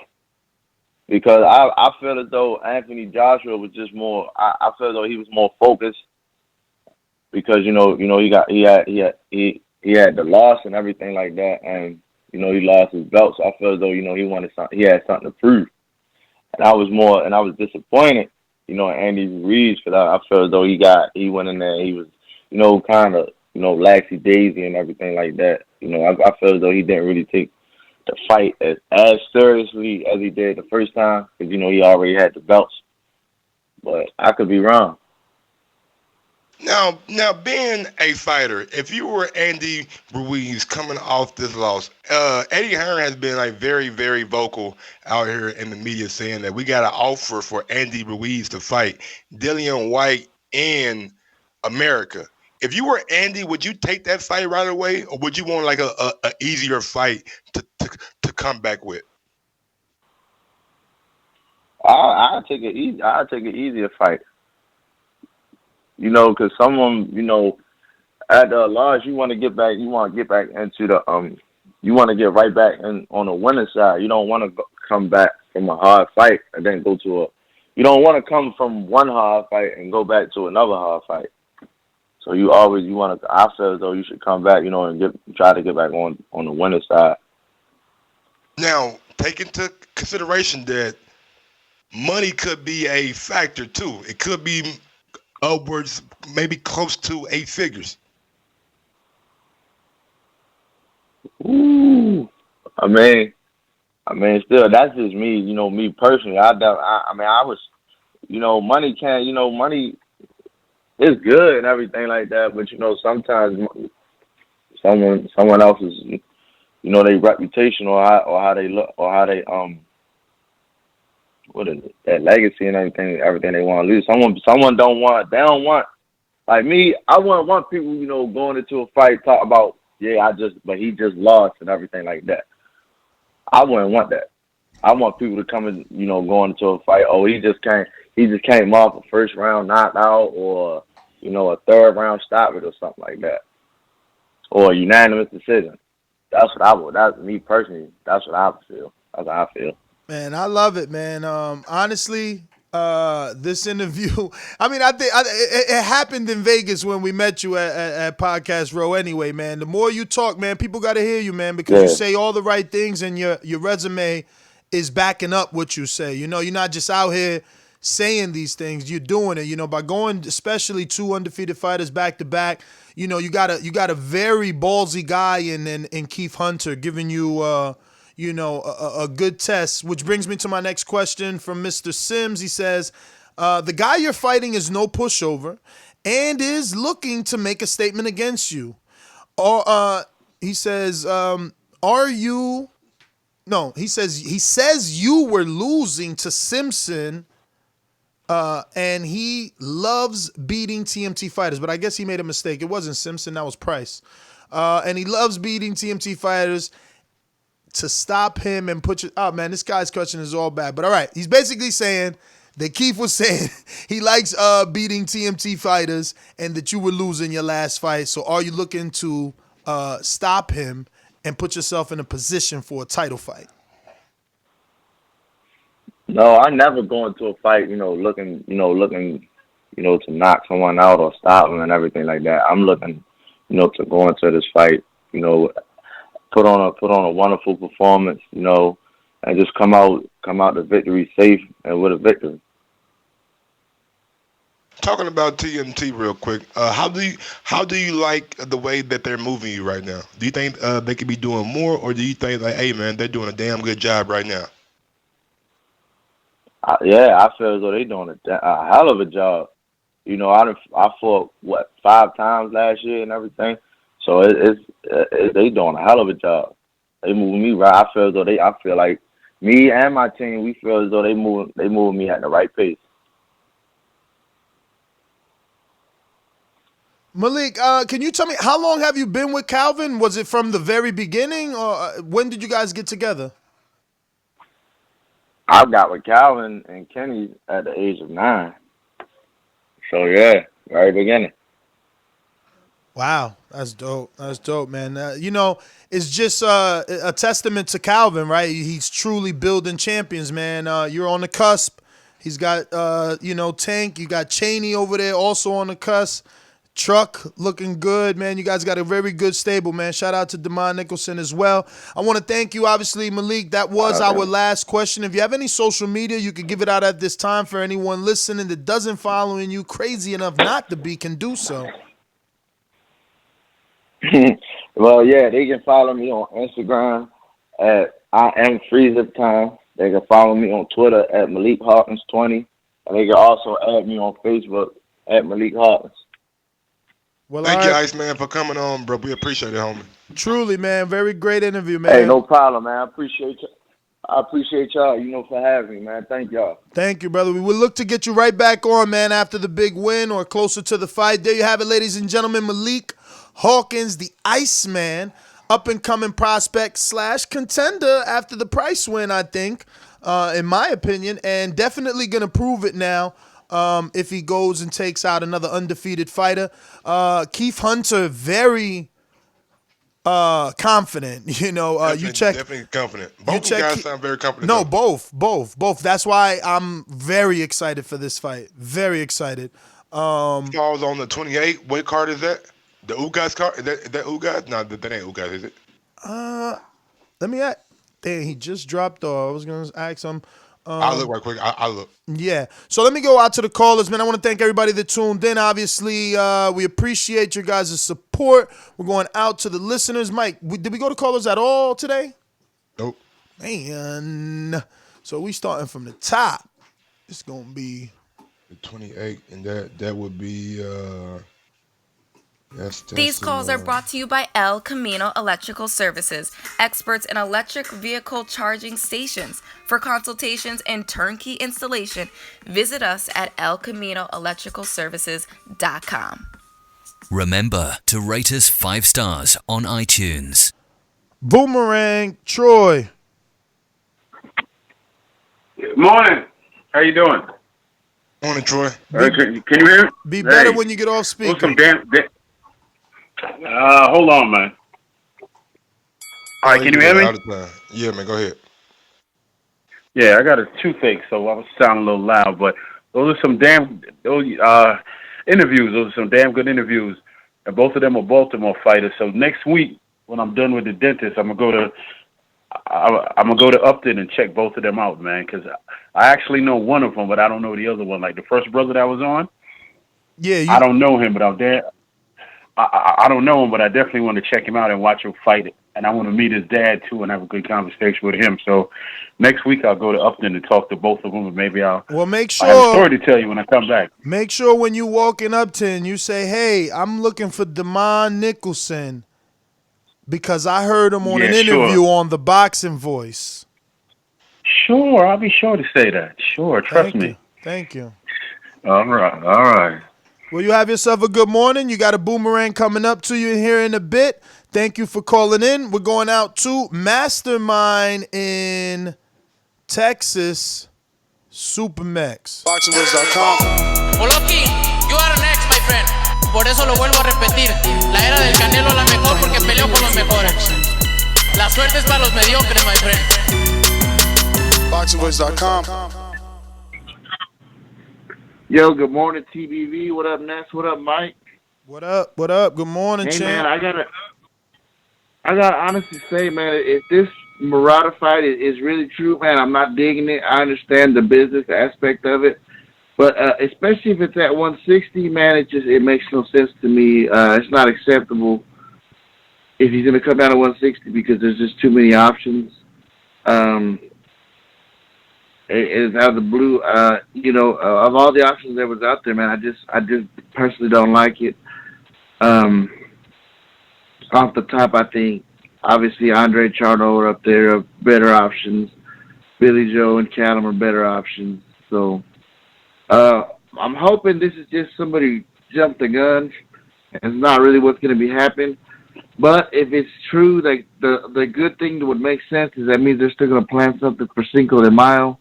So it seems to be that won't be the date. But I don't know, man. This just not something I want to see, and you know, this is the bad part of boxing being business.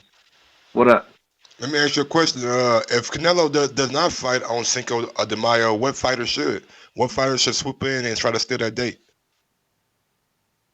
You know what, man? I'd like to see Gilberto Ramirez take that date.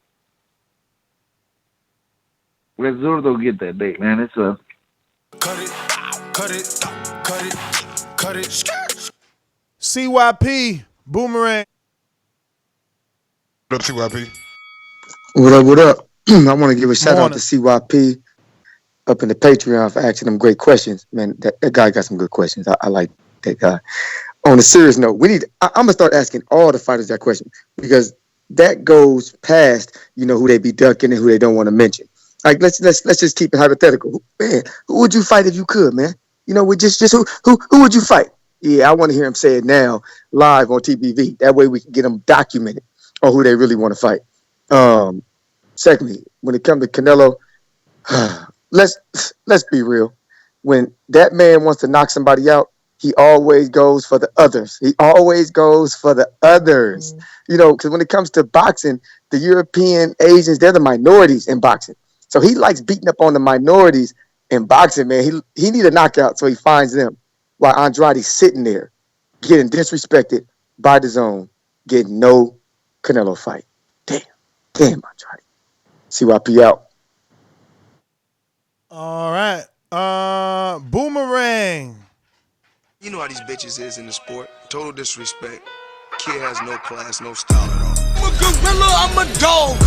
I'm a dog, I'm a gorilla. The smartest thing you can do is to stay away from terrorists. It can't be the boogeyman if I'm chasing him. You want to bet? You can bet 100,000 on that. Let's bet $1 million. Easy. Let's bet $1 million.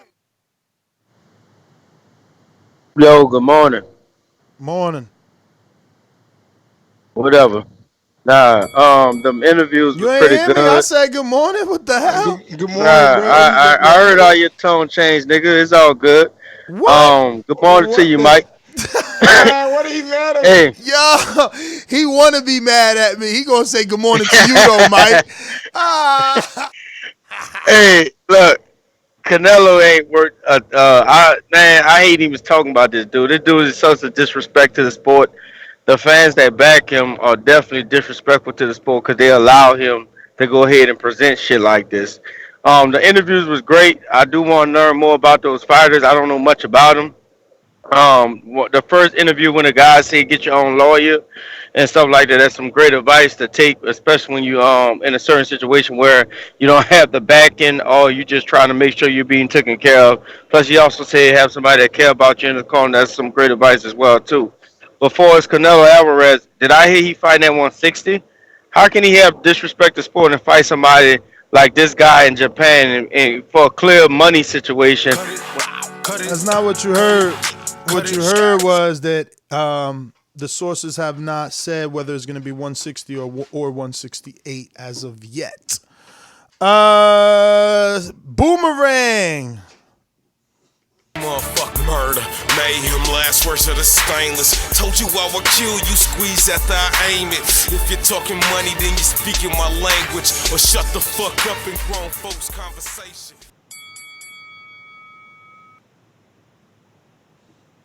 Okay, Stainless, you working? Going once. Stainless sleep Boom. over with that blunt in What his up, hand. no? What up? Yeah, man, I'm still readjusting. Getting back on my sleep schedule. I heard that first interview. That was pretty good. I got to be honest. I kind of dozed off during truck interview and came back in. What y'all talking about? Damn, Truck. Canelo and that was Iceman Hawkins, man. We about to get Truck. I thought he spoke that good, bro. You went to sleep, bro. I told y'all, man. Yeah, man. Y'all don't know, man.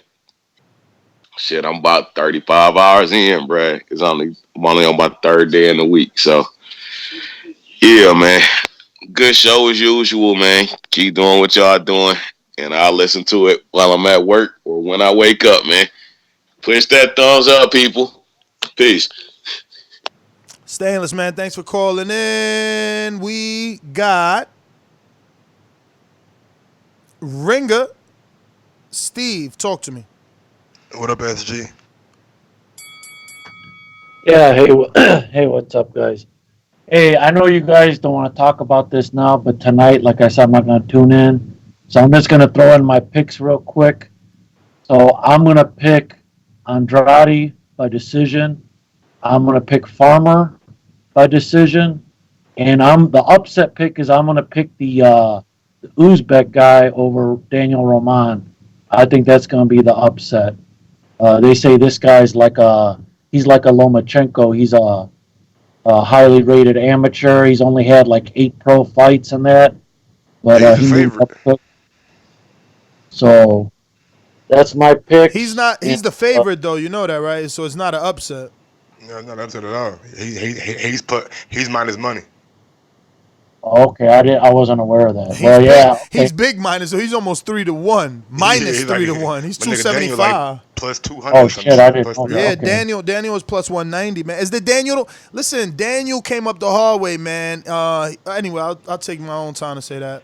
Yeah, but no, that's all right. But no, that's all I got to say. You know, as far as Canelo, you know, whatever. I like Mike's take on the fight. You know, Murata's not a bum. So it's not like he's fighting a bum. But I know, hey, man, people are going to hate, whatever. But, hey, it's all good. Hey, enjoyed the show, and peace out. I mean, if I wanted to troll, Mike,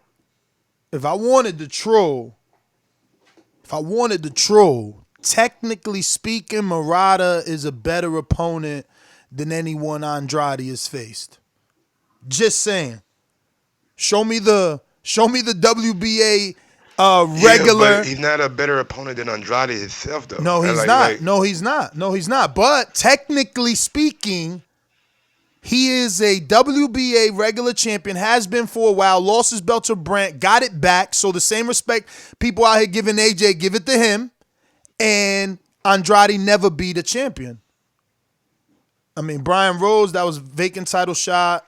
And that's off Jack top. Kuklay? I think Jack Kuklay had that was an the WBA regular. Nah, that was an eliminator or some shit. Nah. We're going to have to Google him. We're going to have to Google him. Go to Big Super Max. He won his boomerang. What? Hold That's on. what he said. He live. What up, Super Max? I'm about to call you Doomy and shit. Yo, Super Max, what up? Super Max, before you start, let me hold on. Hey, CYP, before I forget, when you come back on, let us know what happened with T Plums, man. How'd that work go? I mean, not that y'all sparred, but how'd the day go? You know, that's like, that was cool. You know, you guys met through the show. He beat Jack Kuklay for the WBA regular. Okay. You sure, Mike? I'm about to double check that. Go ahead, Super Max. Sure does it say it on BoxRec? Yep. Yo, so here's an option if Canelo doesn't take the Cinco de Mayo date. What about if they try to slide in and have Tank versus Leo? I don't know if Leo's popular enough, but I think you could throw that in Vegas and really try to put Tank over the top.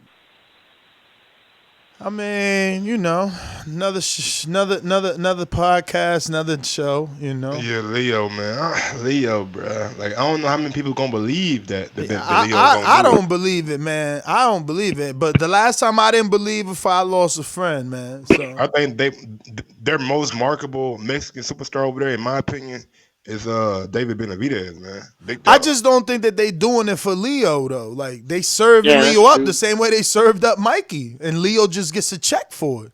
The way Mikey got a check for it, except Mikey thought he could win though. he really thought he could win. You don't think he can win too? Come on now. What? If they're trying to make Tank that pay-per-view star, that's the best time to do it. Throw him on Cinco de Mayo. You know, do him like Floyd did. I mean, they're going to have to wait. I wish they would have built up Leo better. They're going to have to wait. They're going to have to wait to get confirmation that Canelo's going. Floyd ain't crazy. You can't try to take Canelo's date with just Tank and Leo. You got to make sure the Canelo fight's happening on May 24th in Japan or anywhere else. You're right. But you gotta wait for Canelo announce date. You try to announce Cinco de Mayo first. Canelo fuck around, stop everything, offer Andre to fight on Cinco de Mayo right off the Kilo. You know win. what I'm saying? You crazy as hell. Charlo, how much you want Charlo? 15 million? What? Give him to him. Bruh, it's nothing to give him 15 million because they gave it to Jacobs. The problem is Jacobs had a story to sell. You know what I'm saying? So Andre's still building that, but they could definitely give it to Charlo. But I mean, again, based off yesterday, man, I don't even think that anybody fucking with anybody on Dazn no My more. nigga, if he just really wanted to, like, if Mayweather came out and said, we doing something, bruh. You know what, Triple G? Let's go and do it, man. Fuck it. Let's go and do it. And that's going to be the biggest fight on May 4th, May 5th, you know what I'm saying? Hands down. Oh, you mean he said he brings it back. But I don't think he'll throw.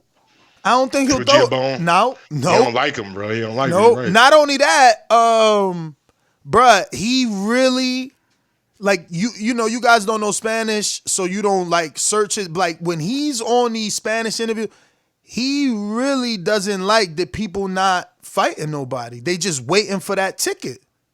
Like, you know what I'm saying? He's saying the same shit about Triple G. Like, they keep pushing Triple G on him, but he's like, bruh, I had 24 rounds with this man that I gave to the fans, and I feel like I've answered the questions that needed to be answered, especially with that second fight. And then from there, I've gone to unify with Jacobs. I moved up to 75 and beat another champion. But y'all still talking about this Triple G fight, and look at him. You know, he loses to Derevyanchenko, and now he's fighting Sedimenta. Like, you know. Sedimenta. Yeah, man. I'd never heard of Sedimenta till that. Camille, right? Is it Camille? I seen his name like once or twice, but I never seen him fight. But I definitely seen his name.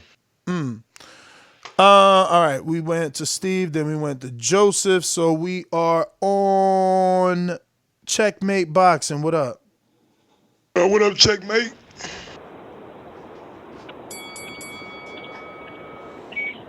Going once, twice. Maybe I'm wrong. Let me double check that. That ain't Checkmate. I was gonna be. In the meantime, we'll do Stone Bone Boxing. What up, Stone Bone? Well, that plan you posted on IG looks so beautiful. Oh man, that was light work, man. How y'all doing this morning?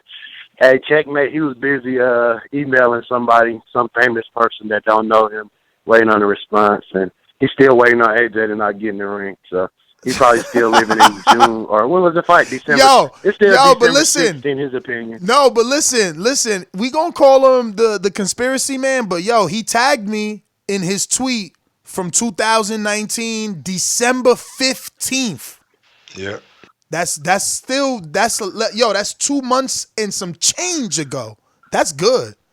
I give him credit for that. You know what I'm saying? He produced, at least he produced the receipt. You know what I mean? Hey, Mike won't let it up though. He get mad. Mike bring it up every time. So AJ ain't gonna get in the ring. He be hating that. But the Murata fight, man, is decent. I liked it.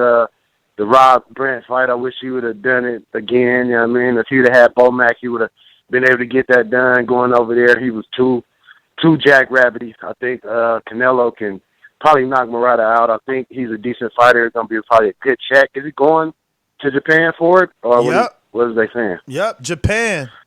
I mean, hey, Rob Brant went over there. He lost it, but I mean, Canelo is a bigger name. He understands the magnitude of the situation. I mean, I think he should have picked a better opponent. I would have liked the Smith fight, but hey, go ahead and get your regular champ. I ain't gonna call him a champion for this fight though. I'm gonna just call him the regular. I mean, so it'll be a good one. I don't think that Tank and Leo can steal that date. Only person that can get that date is if Floyd come back and fight a Pacquiao or do something on that. Cut it. And maybe Canelo just trying to preserve that WBA belt too. Like, he ain't when last time he defended that WBA regular. I mean, but ain't he the super? I mean, yeah, WBA super. But he the super. He the super. He don't got no mandatory. But like, don't you still like gotta defend it at least once a year, my nigga? I mean, I guess. I don't know, man. Honestly, I don't know. Can you? Honestly, I don't know. You know what's so funny? I was watching this Instagram. I follow obviously Gilberto Ramirez Gilberto Mendoza. I don't know, Gilberto. who is the WBO president. And I'm so confused as to what's his nationality. I have to Google him. Yeah, his Spanish seems good, like if it's maybe Central or I don't know. I'm intrigued, man. He gave me his number. I'm gonna get on it. And Paco, remember Paco? Spanish or do we just speak? No, he speaks English too. Okay, he speaks English too. And now that I'm using the calendar, I'm actually gonna reach out to him and Paco because they both said they would come on and gave me their numbers. Paco, IBF. Nah, WBO. WBO. Yeah. WBO. We need to talk to him. Yeah, we need All to right. talk to WBO.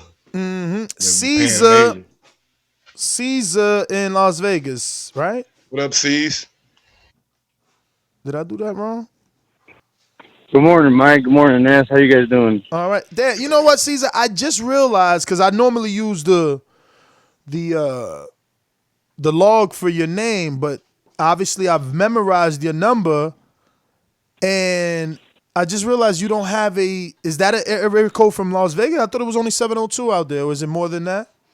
There's probably more than that, right? No, it is 702. I just kept my Washington number as I moved over here from Washington State, so that's 509. Okay. So you learn something new every day about your listeners, man. I see you on the other side of the track too, man. I seen the video with Eddie, bro. You're doing pad work with Eddie. It's all good.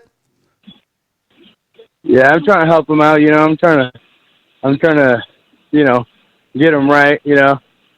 But we'll see. When the fight comes, we'll see how much he actually. It's hurt over here, man. Picked up, There's feelings over here, bro.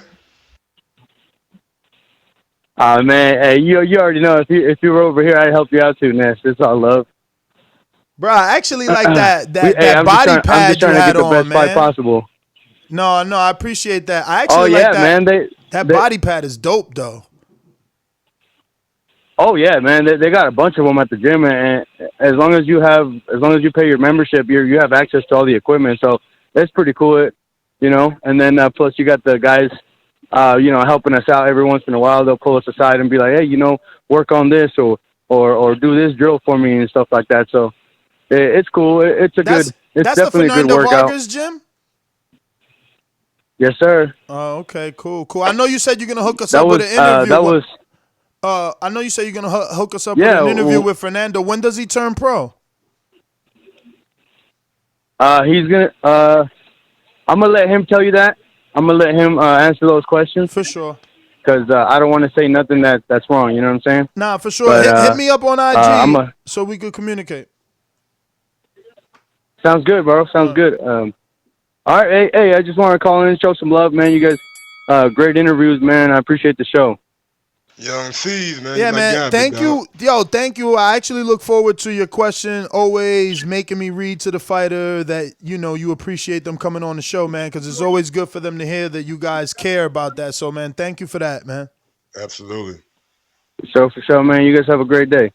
And believe it or not, You man, too. those guys get excited when they see people wanting to ask them questions. Yeah, bro. especially from all them areas, man. They love that, man. More of our patrons need to take advantage of that because you make the interview better. Like, look, the Roy Jones, I didn't know that. You brought that to light, man. So you're going to make the interview better. This is why an interview on TBV will be better than an interview on ESPN because, Kriegel is just one person. We are a community of boxing fans that, can, interview a person together. So, and listen, just about every fighter is at the $3 level, man. So it's like buying a cup of coffee for me or Mike, and you get in there and you get to ask your question.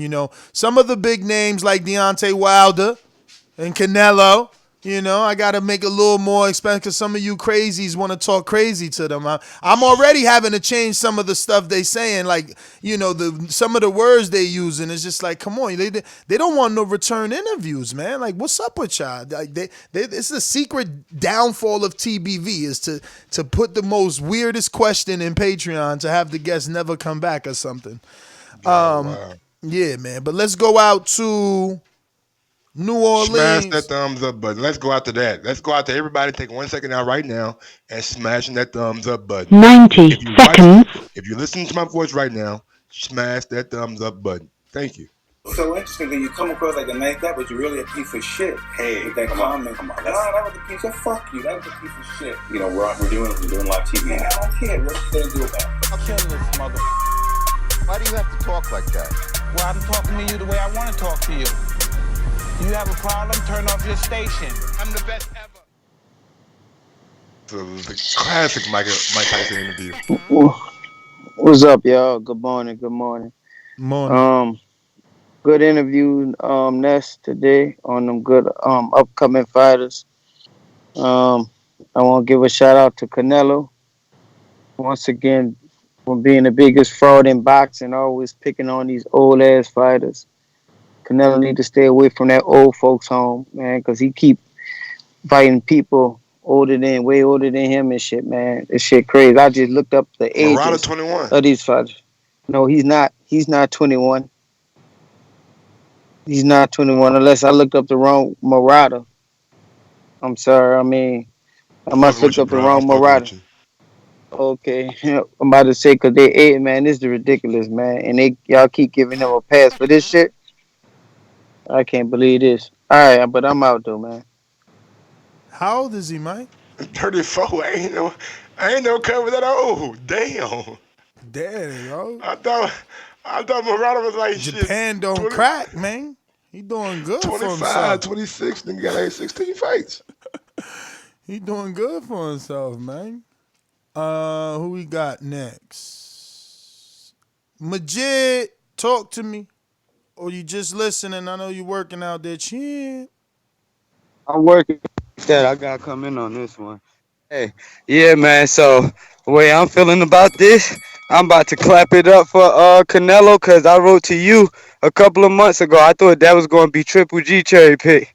I'm like, Canelo, he taking that money off the board. I feel like all those people at 160 that want Canelo should have grabbed that shit to make their negotiations better.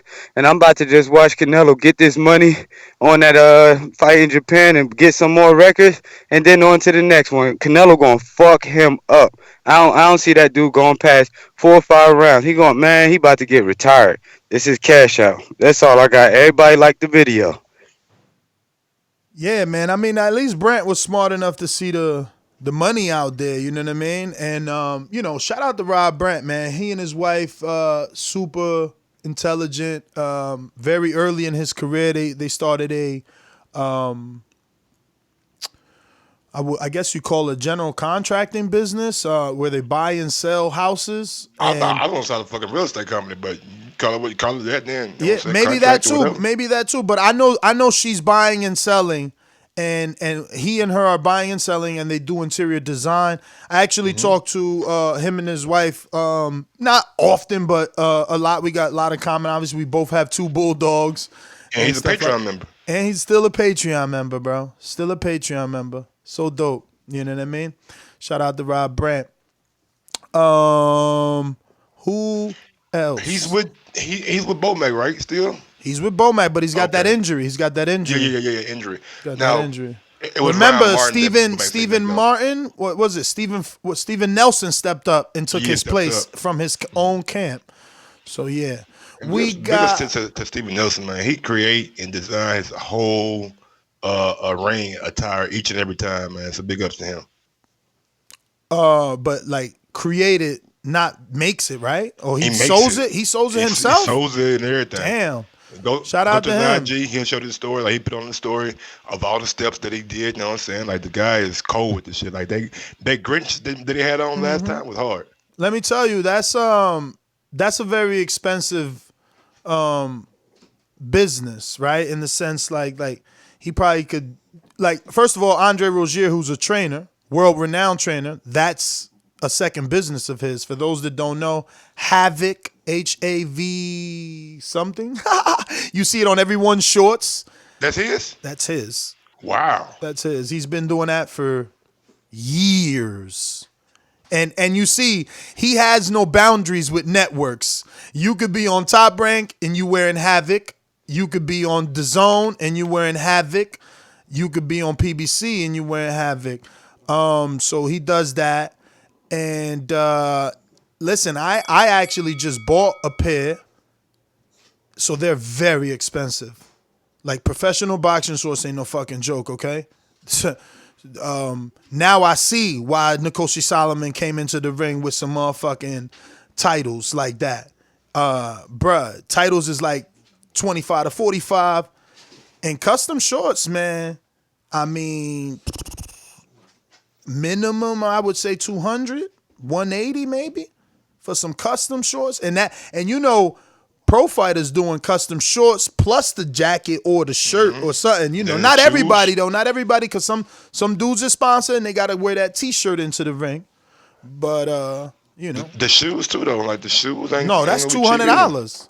That's true. But a lot of these fighters, if you halfway decent, there's this dude on Instagram. I can't remember his name. I used to email him trying to get sponsored, but guess not. But he gives them all shoes. He's the authorized dealer for Nike, and he gives them all shoes, bro. I be seeing him tagging them, all of them. Even Nkosi got some Manny Pacquiao's, but they not Manny Pacquiao's anymore, but they Nikes, you know what I mean? They the best ones in my opinion. I got those, and I got the Everlast that Crawford got. You know what I'm saying? I just wish they come up with another fucking design for them bitches. I'm tired of seeing the same Manny Pacquiao design. I want to see something different. I guess so. So I guess I know what you mean. You mean like a whole new boot for Nike? Yes. They got other boots, but they ain't fresh as the Pacquiao. They not. You absolutely right. I need that. I don't even see why the fighters be wearing it, because I see a lot of fighters with them other Nike. I don't like them. And you know what? They use those too because they paint better. Like people do custom artwork over those other Nike boots. So the Everlast are pretty cool because I like the way that the high top look. No, those might be the most comfortable, but you got to be very careful because some gyms have like canvas rings and some gyms have, canvas aprons, and some gym rings have like vinyl aprons. What's the difference? Bruh, the fucking way your foot is going to pivot, you know what I mean? Because Is it more slippery or something? It definitely vinyl will be more slippery in the corner with the water, but it'll be obviously more grippy wherever it's not wet. Because of those Everlast, those Everlast have that Michelin tire sole. Those are beautiful. I'm telling you, they super comfortable, but them Pacquiaos just look better. Like you could wear the Everlast to train, but I'd rather go into the ring with them Pacquiaos, man. But anyway, the one that Floyd wears. What do Floyd wear? I got. Reeboks, he like right? Reeboks. I don't really like those until McGregor had the all white with the gold. I ain't really like those. And the soles come apart, man. I see plenty of people with the rear of the sole coming off, man. A lot. Even Doomy pair coming off. There's a lot of people. I don't know. Maybe it's just red and black though, because that is a cheaper pair. I think that the red and black maybe only like 100 and something. We're going to Florida. El gran campeón puertorriqueño,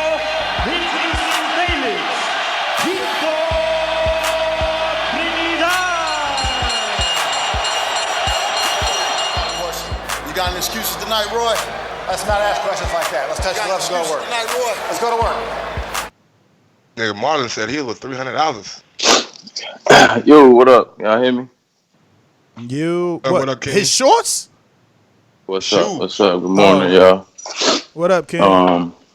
Ain't nothing, man. Yeah, man, I don't really like this fight too much, man. I would much rather see Canelo fight like a Billy Joe, Callum Smith, one of them other two would have been great. This is gonna be easy work for Canelo. But yeah, man, great interviews, man. Both of them, yo. I'm really liking these Baltimore dudes, man. When y'all had Gary Russell on, he was, I like the way he spoke and the things he was saying. And both Baltimore dudes you had on this morning, man, same thing. Them dudes is growing on me, man. I like what they're doing over there in B-more. I would like to see and hear of these guys a lot more, man, because I like the way they talk. I like their mentality. Calvin Ford doing something real good over there, man. Yeah, I ain't going to be tuning in to tonight's show. I'm going to be at the fights, man. I'm going to be getting ready to drive out of Miami here in a little bit. So I'm excited for that. Drive, King? About 4 hours. Hey, King. 3.5, 4 hours. Hey, King. What's up? Do you get excited like when you hear someone say like, "Damn, I'm about to drive to New York," like, do you be like, "Damn, I wish I was going to"? Because I heard you say, "I'm about to drive here to Miami." I'm like, "Damn, I wish I was in Florida, Me too. man." Oh, yeah, definitely, man. I always complain about that because, like, especially like you in New Jersey, you drive 4 or 5 hours, you in a whole nother state. Like in Florida, I drive 5 hours, I'm still in Florida, bro. It's a big ass state, so I can't get to a lot of these fights, man. And I always complain about not having enough fights in Florida. And if they're anywhere in Florida, man, I'll drive to them, Pensacola, Jacksonville, whatever. Like I'm right in the middle of Florida, so I can get there either way. So yeah, when I hear y'all being like, yeah, I'm gonna take this 2 hour drive to New York or this hour and 45 to this fight, I'd be like, damn, bro, I wish I could do that shit. So I had the opportunity to do it, man. So I'm jumping on that, man. I'm excited for these fights tonight. And it's Super Bowl weekend in Miami, so me and my wife gonna be down there just enjoy having a good yourself time, down man. there this weekend. Oh, definitely, man. We're going to Shaq's Fun House tomorrow. That shit gonna be crazy. So I know it is. just going out there to have a good time, man. But yeah, man, shout out to y'all. Good interviews, good show, man. Keep doing your thing, man. Appreciate y'all. Yeah, man, it's gonna be fun down there this weekend, bro. All right, CYP, talk to me. What up, CYP? What up? What up? Yeah. When it came to T Plums, like I like that dude, man. I like him. He respectable. He a young man, 25, young man with his head on his shoulders. I think he talking about moving down here from Florida in December. So when he come out here, I told him, he got a friend. He got his girl. So we're gonna link up. So he has somebody to chill with, show him the ropes, teach him what's going on out here. And yeah, so I stamp that dude. I like him, man. He real positive, for sure. When it comes to it's gonna be. Let me run it back to back so I ain't got to come back. So the people in the chat are listening who actually think that Charlo wasn't going to be the mandatory. You must know nothing about boxing. If Charlo wasn't the mandatory, they wouldn't have just gave his ass the fucking belt. If he wasn't the mandatory, he wouldn't have been able to fight for the belt. If he wasn't a mandatory, he wouldn't even be so highly ranked or have intercontinental belts. It wouldn't even be that. Everybody knows he was next in line, and if he wasn't, who was? Give me a name of who actually was, and then tell me why didn't that dude throw a fit or complain or sue the WBC for not allowing him to get his opportunity? Because that dude is actually Charlo, okay?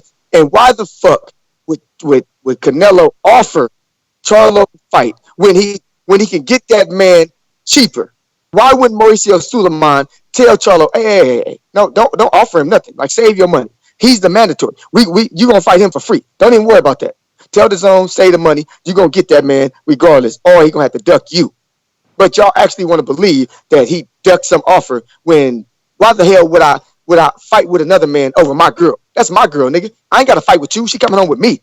So he ain't got to offer Charlo no money. All this 10 million, y'all thinking of 12 million. He got to offer him shit. I'm going to fight you anyway and beat your ass and then shut the world up. But instead, he didn't do that. He asked for a franchise. We know the history. I don't mind keeping it real. And one thing I do not do is lie. I don't lie to my girl. I don't lie to my family. I don't lie to my friends. I don't lie. I believe in myself. Some of y'all should do the same. I keep it real. And y'all know the slogan. You ain't going to listen to TBV without CYP in it. CYP out. CYP, I doubled you up because we got to go. What's his Stainless Boomerang? Going once. J-Mac Boomerang. Yeah, I ain't got much to say, man. Canelo is just a disappointment. That's it. All right. Any more boomerangs? Brandon Maurice.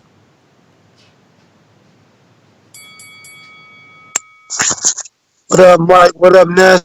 What up, salute to y'all for the interviews as always. If you can, man, do me a personal favor. Get Baumgartner or Raquel Miller on here if you can, man. Just bring some feminine energy in here sometimes, But as far as the fight, so Melissa Hernandez and Alejandra Jimenez and Clarissa and Franchon Cruz. That wasn't feminine energy. I think I know what you're looking for. I think I know what you're looking for. Exactly. I think you coming from a different angle, fam. Exactly. Okay, exactly. I'm giving you my personal favorites to look at. But As far as the Canelo fight, I agree with Supermax. I understand from the money standpoint, it does make sense. Murata, he's big money over there. You know, he want to go medal and shit. They take pride in shit like that, so they come out and support the dude. But there are other fights I would rather see. I like Murata. I mean, I made a joke one time with Ness, like, yeah, I respect Murata because he avenged both losses.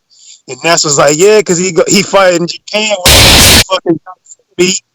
So he's like, every time Murata come in there, I juiced up off that Godzilla meat, he get the win them rematches. So let Canelo come in on that Club Raw beef. Let Murata come in on that Godzilla meat. And let them just fight each other, man. I mean, at this point, we can't really complain about what Canelo doing. He's the man. He gonna do what the fuck he want. That's my call, man. Y'all have a good one. All right, man. I want to thank everybody for tuning in. I think this is Checkmate, right? We're going to try you one more time. Checkmate. Was I not in the queue? Am I in the queue? Yes. Fuck. Bitch. Hello? Yes.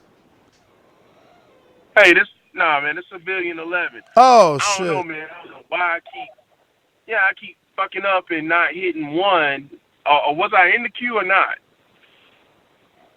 You was. The problem, I messed up. I called you someone else's name, so you didn't answer. But lucky I went back to you.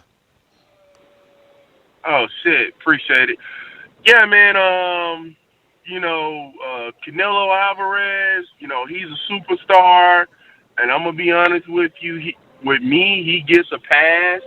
I base casual boxing fans off of who they know.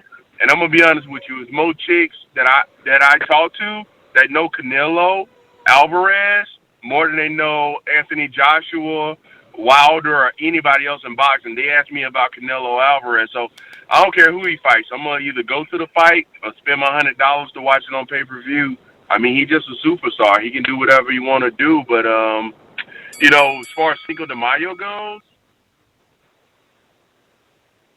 Keep going, brother. Ignore that. That was a mistake. Oh, yeah. As far as Cinco de Mayo goes, I mean, these fighters, they just got to go out there and take it, man. Like, somebody got to take it, no matter what. And, last point. Andre. Demetrius Andre. I'm not convinced on this guy. You know what I mean? I'm just not convinced. I mean, if he gets a top-level fight and knock somebody out or really convincingly beat them, then yeah, I might be convinced. But I mean, in my opinion, he's been a hype job for the past 6 years. All right, brother. Well, thank you for calling in.